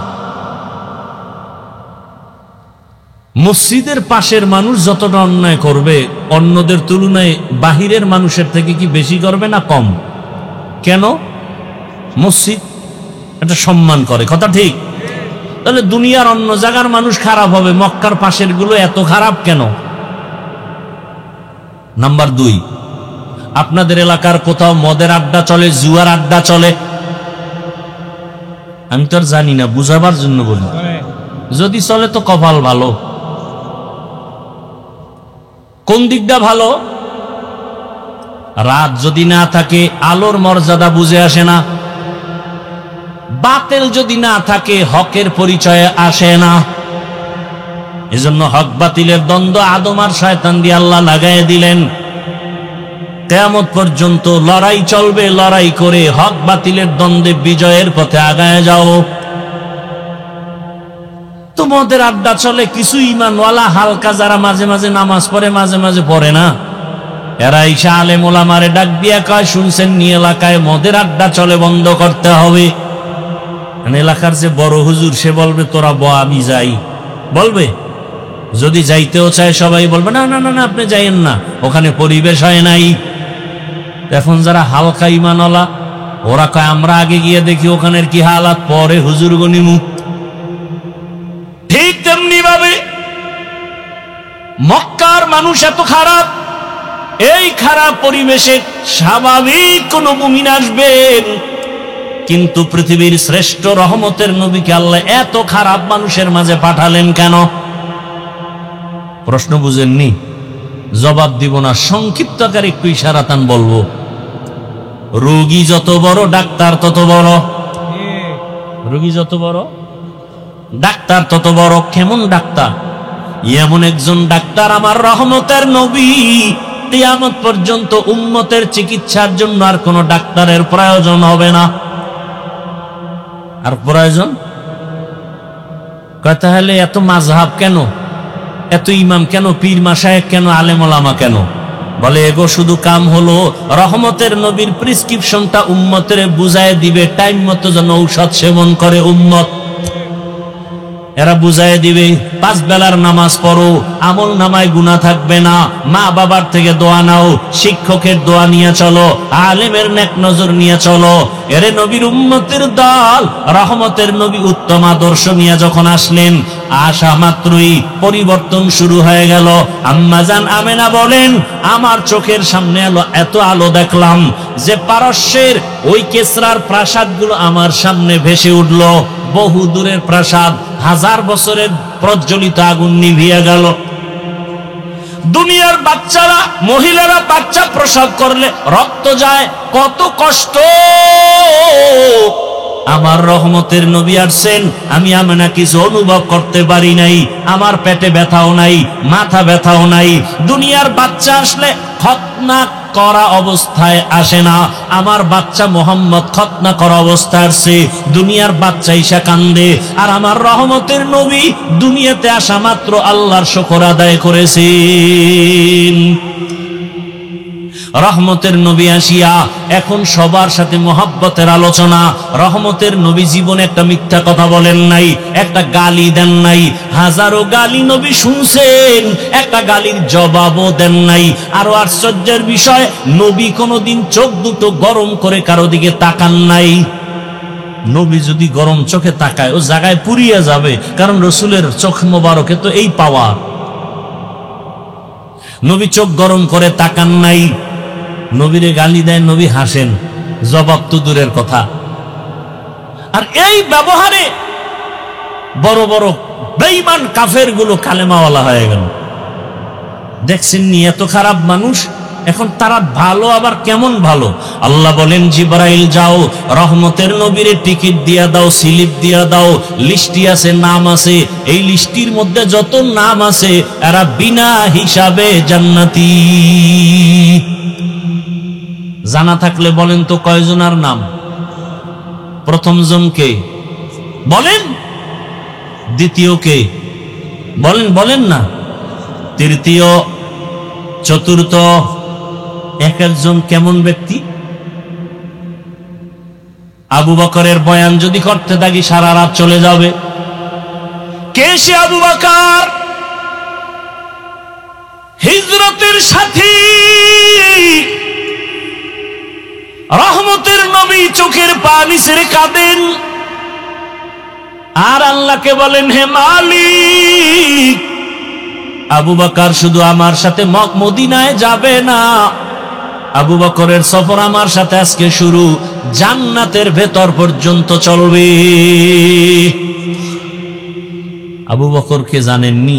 আল্লাহ নবীরে সালাম দিয়া জিব্রাইলের পাঠায়, আজকে আল্লাহ জিব্রাইলের গিয়া পাঠায় কয়, যাও আজকে আবু বকরকেও আমার পক্ষ থেকে স্পেশাল সালাম। কে সালাম দিছেন? আল্লাহ নিজে সালাম দিছেন, সেই আবু বকর। কিন্তু তাদের ইতিহাস পড়েন, 4 খলিফার জীবনী লেখা গুগলে সার্চ দেন, সব চলে আসবে। আবু বকরের ইতিহাস যদি পড়া দেখেন, ফলাফল কি পাবেন? সারা জীবন কান্না কান্না কান্না। ওমরে ফারুকের ইতিহাস যদি পড়েন, ফলাফল বেরিয়ে আসবে কান্না কান্না কান্না। ওসমান জিন্নুরাইনের ইতিহাস পড়বেন, ফলাফল বেরিয়ে আসবে কান্না। হযরত আলীর জিন্দেগি ভর কান্না। জান্নাতের টিকিট পাইয়া চোখের পানি ছেড়ে কান্নার আওয়াজ। আল্লাহর আযাবের প্রতি এত ভয়, যেই রসুলের মারার জন্য তরবারি নিয়ে দৌড়ায় ওমর, 27 বছর বয়সে দৌড়ায় নবীকে জবাই করবে। কে? রহমতের নবীর সামনে দাঁড়াইয়া তরবারি ফালায় নবীর কাছে ক্ষমা চাইয়া কালেমা পড়িয়া আবার তরবারি হাতে নিল। নবী কইছে হাতটা লাগাও, রসুলের হাতের সাথে ওমরের হাত লাগছে, এই পরিমাণ পাওয়ার আল্লাহ দিছেন। তরবারি নিয়ে ওমর 1 মিনিট আগে ছিল রসুলের দুশ্মন, রসুলকে কাটবে, সেই তরবারি হাতে নিয়ে বলে, আসো রসুলের দুশ্মনের আমার সামনে। এই বেডারে আল্লাহ কি পাওয়ার দিছে যে এটার নাম শুনলে এখনো শরীরে কম্পন শুরু হয়ে যায়। শুধু কি তাই? এই যুবক, ঘুমের আগে যদি অজু কইরা ঘুমাইয়া বুকের উপরে লেখো ওমরের নাম, আইন মিম রা আঙ্গুল দিয়া, ডান হাতের শাহাদাত আঙ্গুল দিয়া লিখবি আইন মিম রা। খোদার কসম, স্বপ্ন তো হবে না জীবনে। আর তুই যদি 1000 বারো লেখো আর অজু ছাড়া মোবাইলে আকাম করতে করতে ঘুমাও, তোর এক রাইতে জিন্দেগি বরবাদ। রাগ করতেছেন আপনারা? তাহলে এবার বুঝেন তো, ওমরের নামটা বুকে লেখা থাকলে তাও কি কলম দিয়া, আঙ্গুল দিয়া, শাহাদাত আঙ্গুল দিয়া যদি লেখে, তার খারাপ স্বপ্ন দেখবে না। এবার বুঝেন কি পাওয়া। কে সেই ওমর? বাইতুল্লাহ তাওয়াফ করতেছেন রহমতের নবী, সাহাবায়ে কেরামের সাথে ওমরও সাথে তাওয়াফ করতেছেন। তাওয়াফ শেষ, বাইতুল্লাহ তাওয়াফের পরে 2 রাকাত নামাজ পড়তে হয় ওয়াজিব। নবী পরামর্শে বসলেন, তাওয়াফ হয়ে গেছে, নামাজটা কোথায় পড়বো? নবী বললেই হয়ে যায়, কিন্তু নবী মশওয়ারা করেন। আল্লাহর ওয়াদার মশওয়ারায় বরকত বেশি। একজন সাহাবী বলেন, আমার মতামত হলো হাতিমে কাবার পার্শ্বে নামাজ আদায় করেন 2 রাকাত। একজনে বলে জমজম কূপের কিনারায়, একজন বলে বাইতুল্লাহর দরজার কিনারায়। ওমর বলেন, আমার মত হলো যেই পাথরের উপরে দাঁড়াইয়া ইব্রাহিম নবী ইসমাইলের দিয়া বাইতুল্লাহ নির্মাণ করছেন, ওই ইব্রাহিম নবীর ব্যবহার করা পাথরটাকে মাকামে ইব্রাহিমী বলে, ওই পাথরের পেছনে নামাজ আদায় করি। পরামর্শ শেষ, নবী সিদ্ধান্ত দেন না, অপেক্ষা আসমান থেকে সিদ্ধান্ত চলে আসবে। জিব্রাইল এসে আয়াত নিয়ে হাজির। জিব্রাইল কয়, আল্লাহ আয়াত দিয়া বলছেন, ওমর যে মতামত দিছেন আল্লাহ মেনে নিয়েছেন, আপনাকেও মানতে বলেছেন। সেই ওমরের বিরুদ্ধে যদি বর্তমানে কেউ কথা বলে, বিরোধিতা করে, খোদার কসম এর মতো ভণ্ড কেউ নাই, এর মতো বেয়াদব এই জমিনে কেউ নাই। লিকুল্লি শাইইন জিনাতুন ফিল ওয়ারা ওয়াজিনাতুল মারই তামামিল আদাবি, আজ খোদা খাহিমে তৌফিক আদব, বেআদব মাহরুমে গাশ আজ ফজলে রব। সেই ওমর কেমন পাওয়ারওয়ালা। ওমর এখন যেই পথ দিয়া হেঁটে যায় ওই পথ দিয়া শয়তান পর্যন্ত হাঁটে না। দেখছেন নি শয়তানে ভয় পায় কারে? ওমরে রে। আমগো বাঙালি এক চালাক শয়তান আমারেও ভয় পায়। কেন? আমি ওর থেকে এই পরিমাণ আকাম জানি যে শয়তানও জানে না। এরে আমার কলিজার যুবক, সারা রাত যদি বয়ান করি কি লাভ হবে যদি তোমার আমল সুন্দর না হয়? মা বাবাকে গিয়া যদি আবার খারাপ ভাষায় গালি দাও, তোমার জীবনের কোনো বয়ান কাজে লাগবে না। আমি যে এতক্ষণ বয়ান করতেছি রে বাবা, একবারও কিন্তু বলি নাই আমার মতো টুপি লাগাও।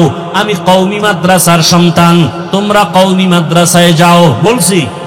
আমি তাবলিগের লাইনের সন্তান, পীরের মুরিদ, তোমরা পীরের কাছে যাও, তাবলিগে যাও, দেওবন্দে যাও। একবারও বলি নাই স্কুল কলেজের ছাত্র বাবারা স্কুল কলেজ ছেড়ে দাও, একবারও বলি নাই। বড় আজকে দেখছো ফেসবুকের গোলাম হয়ে যারা 24 ঘন্টা পড়ে থাকো, দেখো নাই ঢাকা বিশ্ববিদ্যালয় আজকে ডাকসুর নির্বাচনে দেখছো নি রে বাবা, কলেজের ছেলে মেয়েরা প্রমাণ করে দিল এতদিন আমরা যা দেখছি আমরা আসলে ইসলাম চাই। কি চায়? তোমরা কি চাও? এই জন্য অনুরোধ করি রে যুবক, কোন দল বুঝি না, নেতা বুঝি না, ইসলাম যারা নিয়ে আসবে তারা আমাদের বন্ধু, যারা ইসলামের পক্ষে নাই তারা মুমিনের বন্ধু হতে পারে না।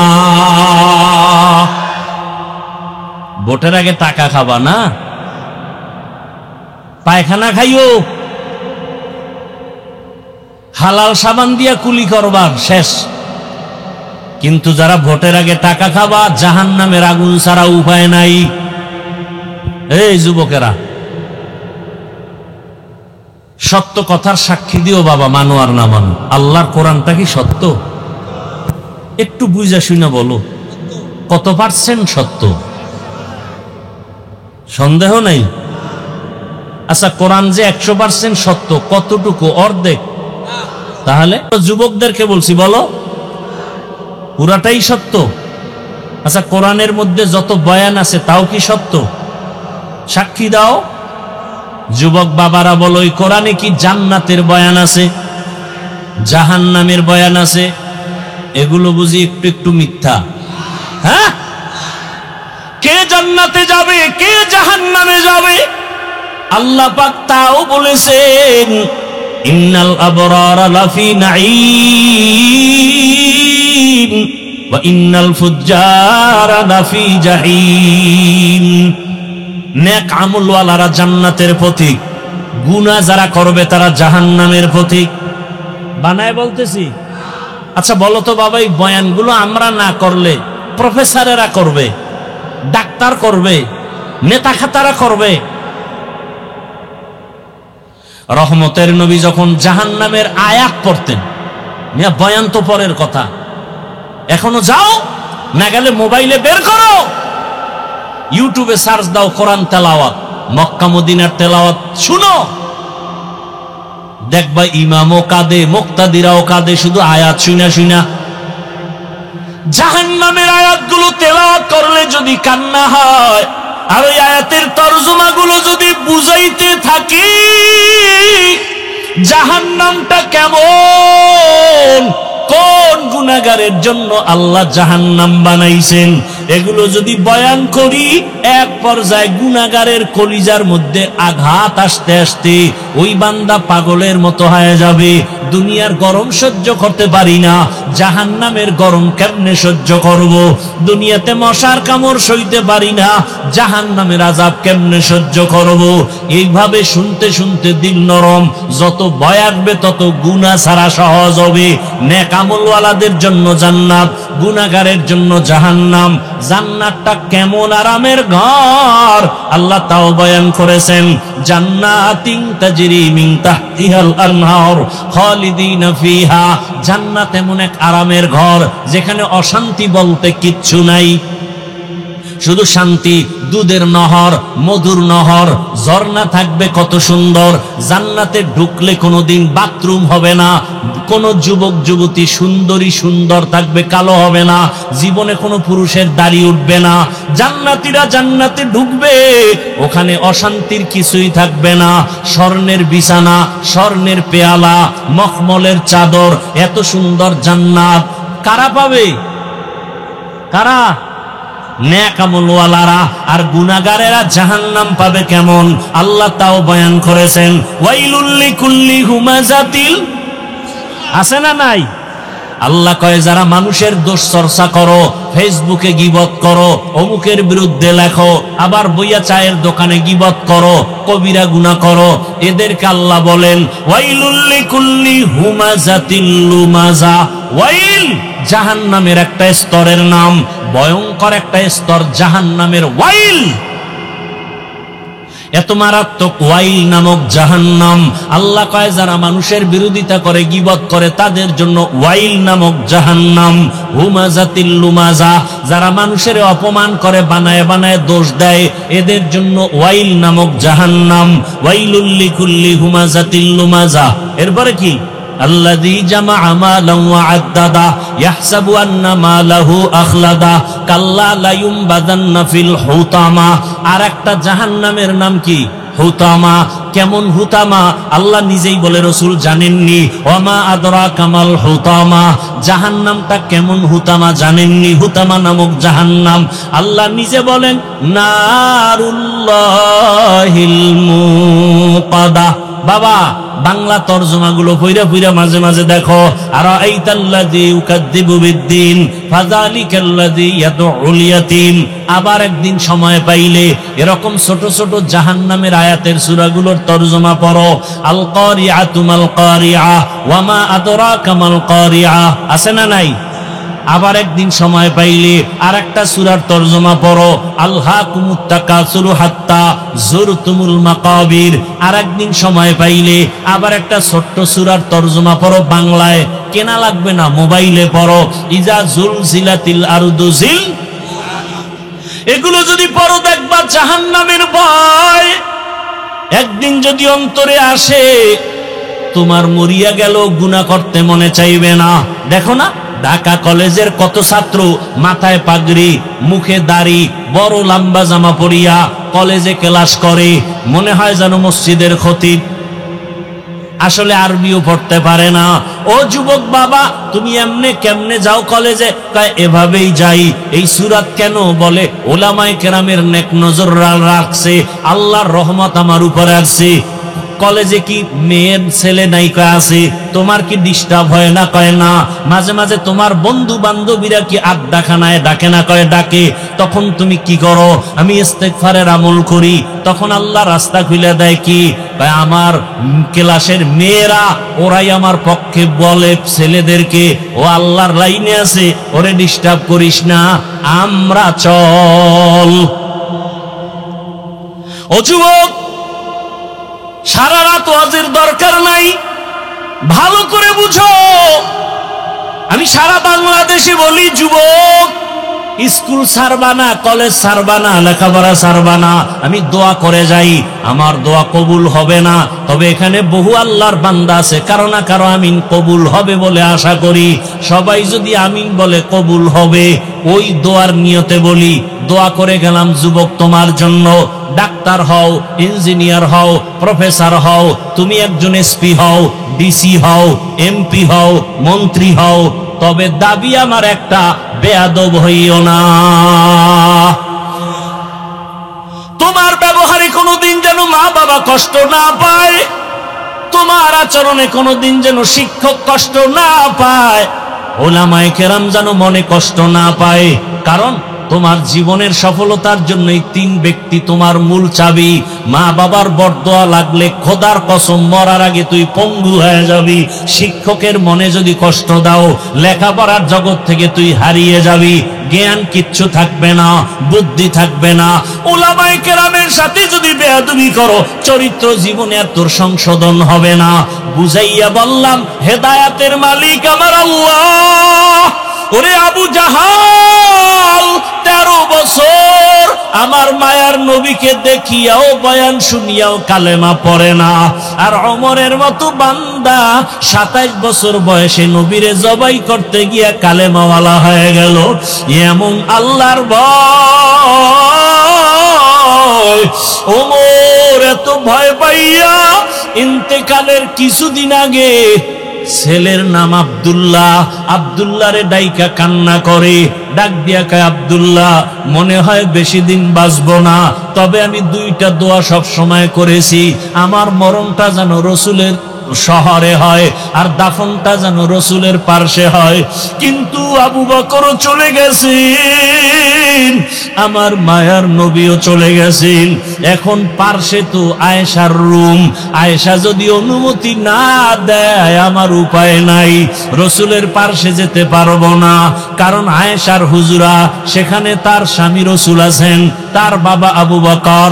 আয়েশা যদি অনুমতি না দেয় আমি রসুলের পাশে যেতে পারবো না। কিন্তু আমার মনে চায় আমি যেই রসুলের মায়া, যেই রসুলের মোহাম্মত ছাড়া 1 সেকেন্ড আমি বাঁচতে পারতাম না, মায়ার নবীও আমাকে ছাড়া কোথাও যাইতেন না। এক পার্শ্বে আবু বকর আর এক পার্শ্বে আমি ওমর। পরামর্শ আমার ছাড়া ওমর আবু বকর ছাড়া করতেন না। ওই নবীরে ছাড়া আমি কবরে গিয়া থাকবো কিভাবে? আব্দুল্লাহ আমার মনের ব্যথাটা আম্মাজানকে একটু বল। আম্মাজান কি জবাব দেয় আমাকে এসে শোনা। যখন ওমর এই কথা বলি আব্দুল্লাহকে পাঠায়, আব্দুল্লাহ গিয়ে আম্মাজান আয়েশার কাছে যখন বলতেছেন, আম্মাজান শুইনা চিন্তায় পড়ে গেলেন যে এখন তো আমি একটু খোলামেলা চলি, কারণ আমার স্বামী রসুল নিচে আর আমার বাবাজান আবু বকর। ওমর যদি আসে সে তো ভিন পুরুষ, আমার হুজুরে আসলে আমি কোথায় যাব, কেমনে চলবো? তখন তো আমার চলাফেরা একটু হিসাব করতে হবে। আম্মাজান বলে আব্দুল্লাহ তোমার বাবারে জানায় দাও, আমি একটু চিন্তা করে বলবো। যখন এ কথা বলিয়া দিল ওমর পেরেশান হয়ে গেলেন। যদি সুসংবাদটা পাইতাম কলিজা ঠান্ডা হয়ে যাইত। এবার ওমর এই চিন্তা করে আর আল্লাহর কাছে দোয়া করেন। একদিন ওমর মসজিদে নববীতে ফজরের ইমামতিতে দাঁড়াইলেন, দুশমন নামাজের ভিতরে পায়ের উপরে আঘাত করলো, ওমর পড়ে গেলেন। ওই দিনটাও ছিল মুহররম মাসের 1 তারিখ। কে? মুহররম। মুহররমের 1 তারিখ ছিল। শাহাদাতে হুসাইনের আলোচনা হয়, ওমরের শাহাদাত মুহররমে আলোচনা হয় না কেন? খবর নাই, জাতির আবেগে দৌড়ায়, বিবেক দুর্বল হয়ে গেছে। ওমর পড়িয়া গেছে, রক্তক্ষরণ হচ্ছে। হঠাৎ সবাই ধরাধরি করলো, নামাজ শেষ করতে না পেরে ওমরের টেনে পেছনে আনলো। ওমর বলতেছে আব্দুল্লাহকে, বাবা আমার বোধহয় বিদায়ের সময় আসছে, আমারে আঘাতটা কি মুমিনে করছে না বেঈমান? নাম যখন কইছে আলহামদুলিল্লাহ, আমি তো চাইছি আমি শহীদি মরণ। বেঈমানের আঘাত যখন আসছে আমার মরণটা তো শহীদ। কিন্তু আমার মনে একটা দুঃখ, আম্মাজানের কাছে বিদায় বেলা আর একবার যাও। আম্মাজান তো আমাকে ওয়াদা দেয় নাই, এখন বিদায় বেলা জিজ্ঞাসা করু আমার দাফনটা কি মায়ার রসুলের কাছে হবে নাকি? আব্দুল্লাহ দৌড়ায় চলে গেলেন আম্মাজান আয়েশার কাছে। আম্মাজানকে যখন বললেন, আম্মাজান চোখের পানি ছাড়িয়া বলে, যাও আব্দুল্লাহ যাও, আমি প্রয়োজনে ভিন্ন ভাবে জায়গায় যাব, আমার দাফন এখানে না হলে অন্য জায়গায় হবে। তবে ওমরের দাবি আমি পূরণ করে নিলাম। ওমর শুইনা খুশি মনে কালেমা পড়ে দুনিয়ার থেকে চলে গেলেন। রসুলের পার্শ্বে দাফন। এতদিন বাবা ছিলেন আর রহমতের নবী। আম্মাজান আয়েশা একটু খোলামেলা চলতেছেন রুমে। যখন ওমরের দাফন হয়ে গেল, এখন আম্মাজান চেহারা ঢাইকা, মাথা ঢাইকা রুমের মধ্যে ঢুকেন আর বের হন। কি ব্যাপার? একজনে জিজ্ঞাসা করে, কয় আপনি এমন কেন, তো করেন আগে করেন নাই? কয় এখন তো ওমর, আমার তো একটু পর্দার দিকে নজর বেড়ে গেছে। এতদিন আব্বা ছিল, টেনশন ছিল না, রহমতের নবী ছিল, কোনো পেরেশানি ছিল না। এখন তো ওমর আমার তো একটু পর্দার খেয়াল বেড়ে গেছি। ও পর্দার আড়ালের আম্মা জানেরা, ও মা, এতক্ষণ আপনাদের সন্তানদের যত বয়ান শুনাইলাম, আপনার সন্তান ডাক্তার হবে, ইঞ্জিনিয়ার হবে, প্রফেসর হবে। আল্লাহর কসম মা, আপনার আদর্শ ভালো না থাকলে কোনোদিন ভালো সন্তান হতে পারবে না। আমি দাবি একটা করেছি, সন্তান যেন বেয়াদব না হয়, তার আচরণে কোনো মা বাপ যেন কষ্ট না পায়। সন্তান ডাক্তার হবে, তবে তার আচরণ যেন খারাপ না হয়। সন্তানের আচরণে আলেম ওলামা যেন কষ্ট না পায়, শিক্ষকেরা যেন কষ্ট না পায়।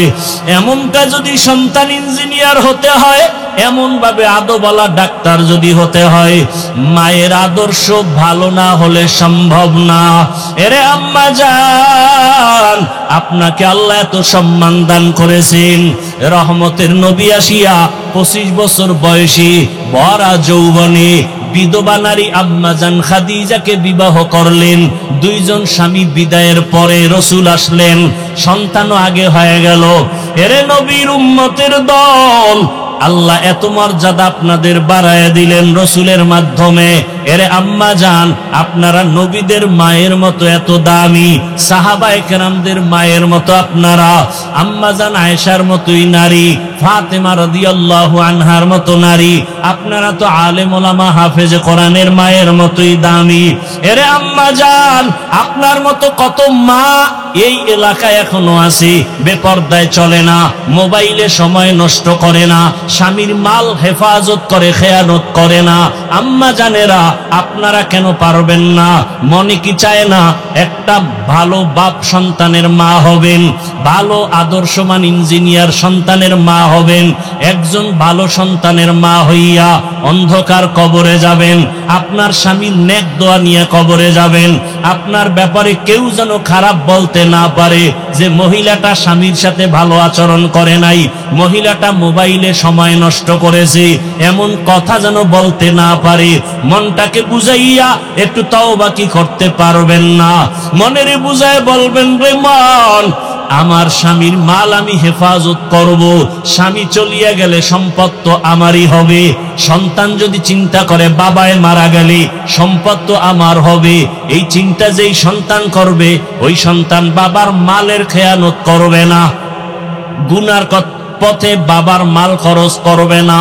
ও যুবক বাবারা, তোমার মতো যুবক তাকায় দেখো, স্কুলে পড়ে, কলেজে পড়ে, চাকরি করে, ব্যবসা করে, র্যাব, আর্মি, পুলিশ, বিডিআর এর চাকরি করে, 5 ওয়াক্ত নামাজি, তুমি কেন পারো না?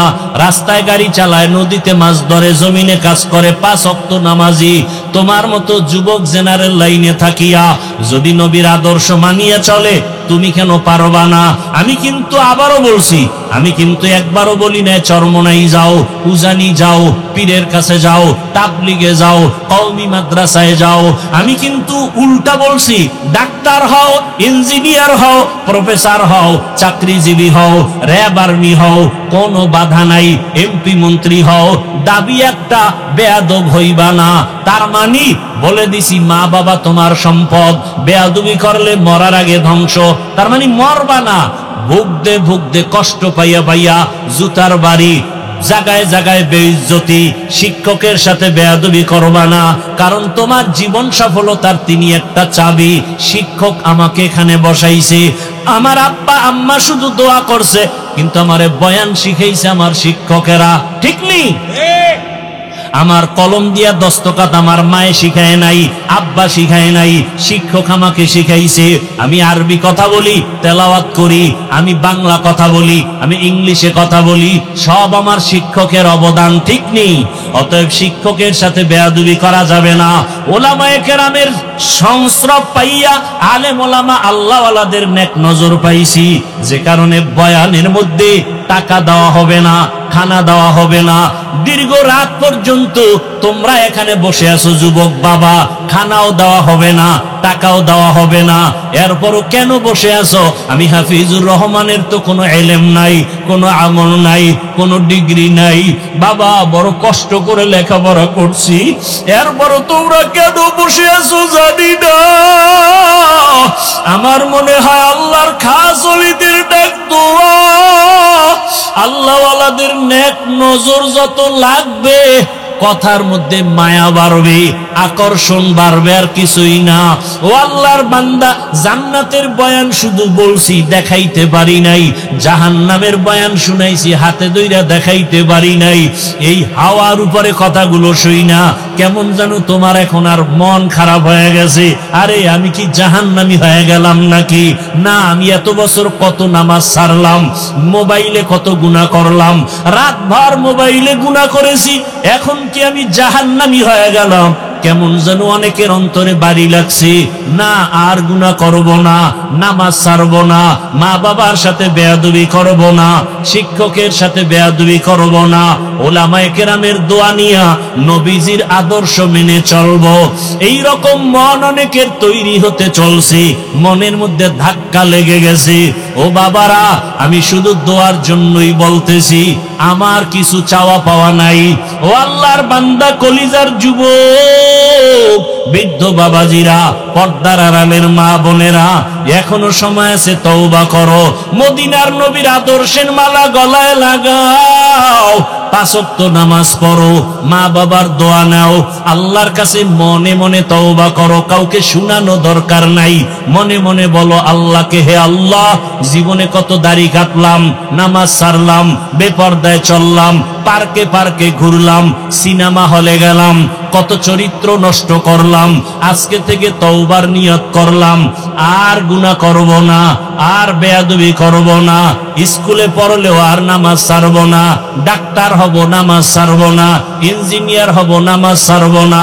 আল্লাহর মোহাব্বত নিয়া ওমরের মতো যদি মেজাজ নিয়ে বসো, গুনাহ অবস্থায় তওবা যদি করতে পারো, মুনাফিকি যদি না থাকে জীবনে, তোমার আমার মতো যুবক যদি স্কুল কলেজে জেনারেল লাইনে থাকিয়া নবীর আদর্শ মতে নামাজ পড়ে, আমি তুমি কেন পারবো না? এই কথাটা মনে ঢুকাইয়া তওবার নিয়ত যদি করতে পারো, খাঁটি ভাবে মুনাফিকি না থাকে, খাঁটি তওবার নিয়ত যদি থাকে, দুটো হাত আমার আল্লাহকে দেখাইয়া দাও।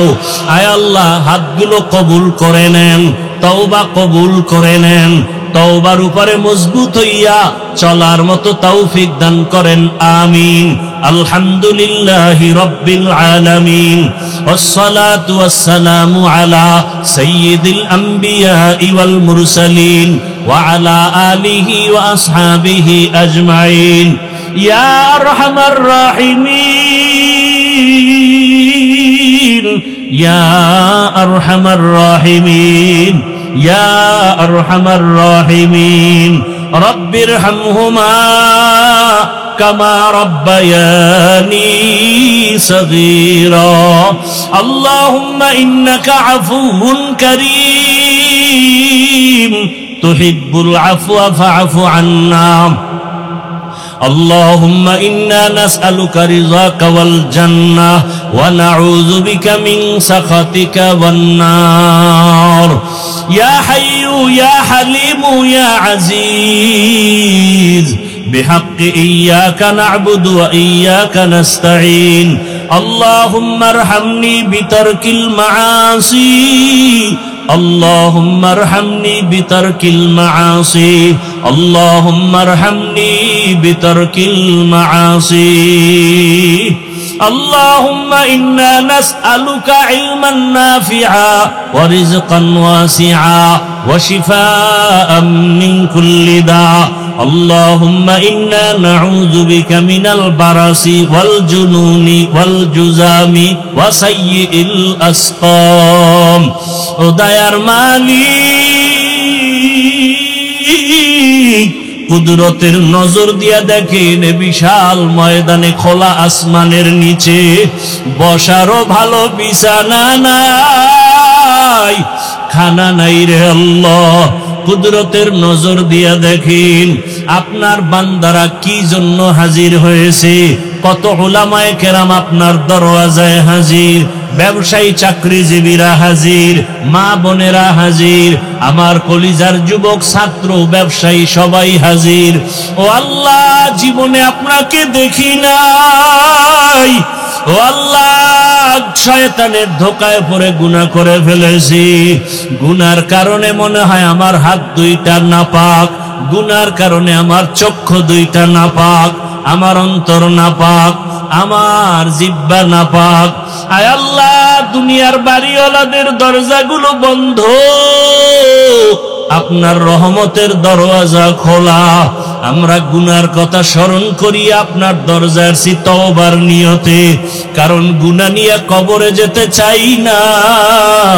ওই কবরে গুনাহগারের আযাব বড় কঠিন, হাসরের ময়দানের আযাব বড় কঠিন। সূর্যের গরম সহ্য করতে পারবো না, জাহান্নামের আগুনের গরম সইতে পারবো না, দুনিয়ার গরম সইতে পারি না রে মালিক। এতটাই যে দুর্বল, একটা মশার কামড় সইতে পারি না, জাহান্নামের আযাব কেমন করে সহ্য করব।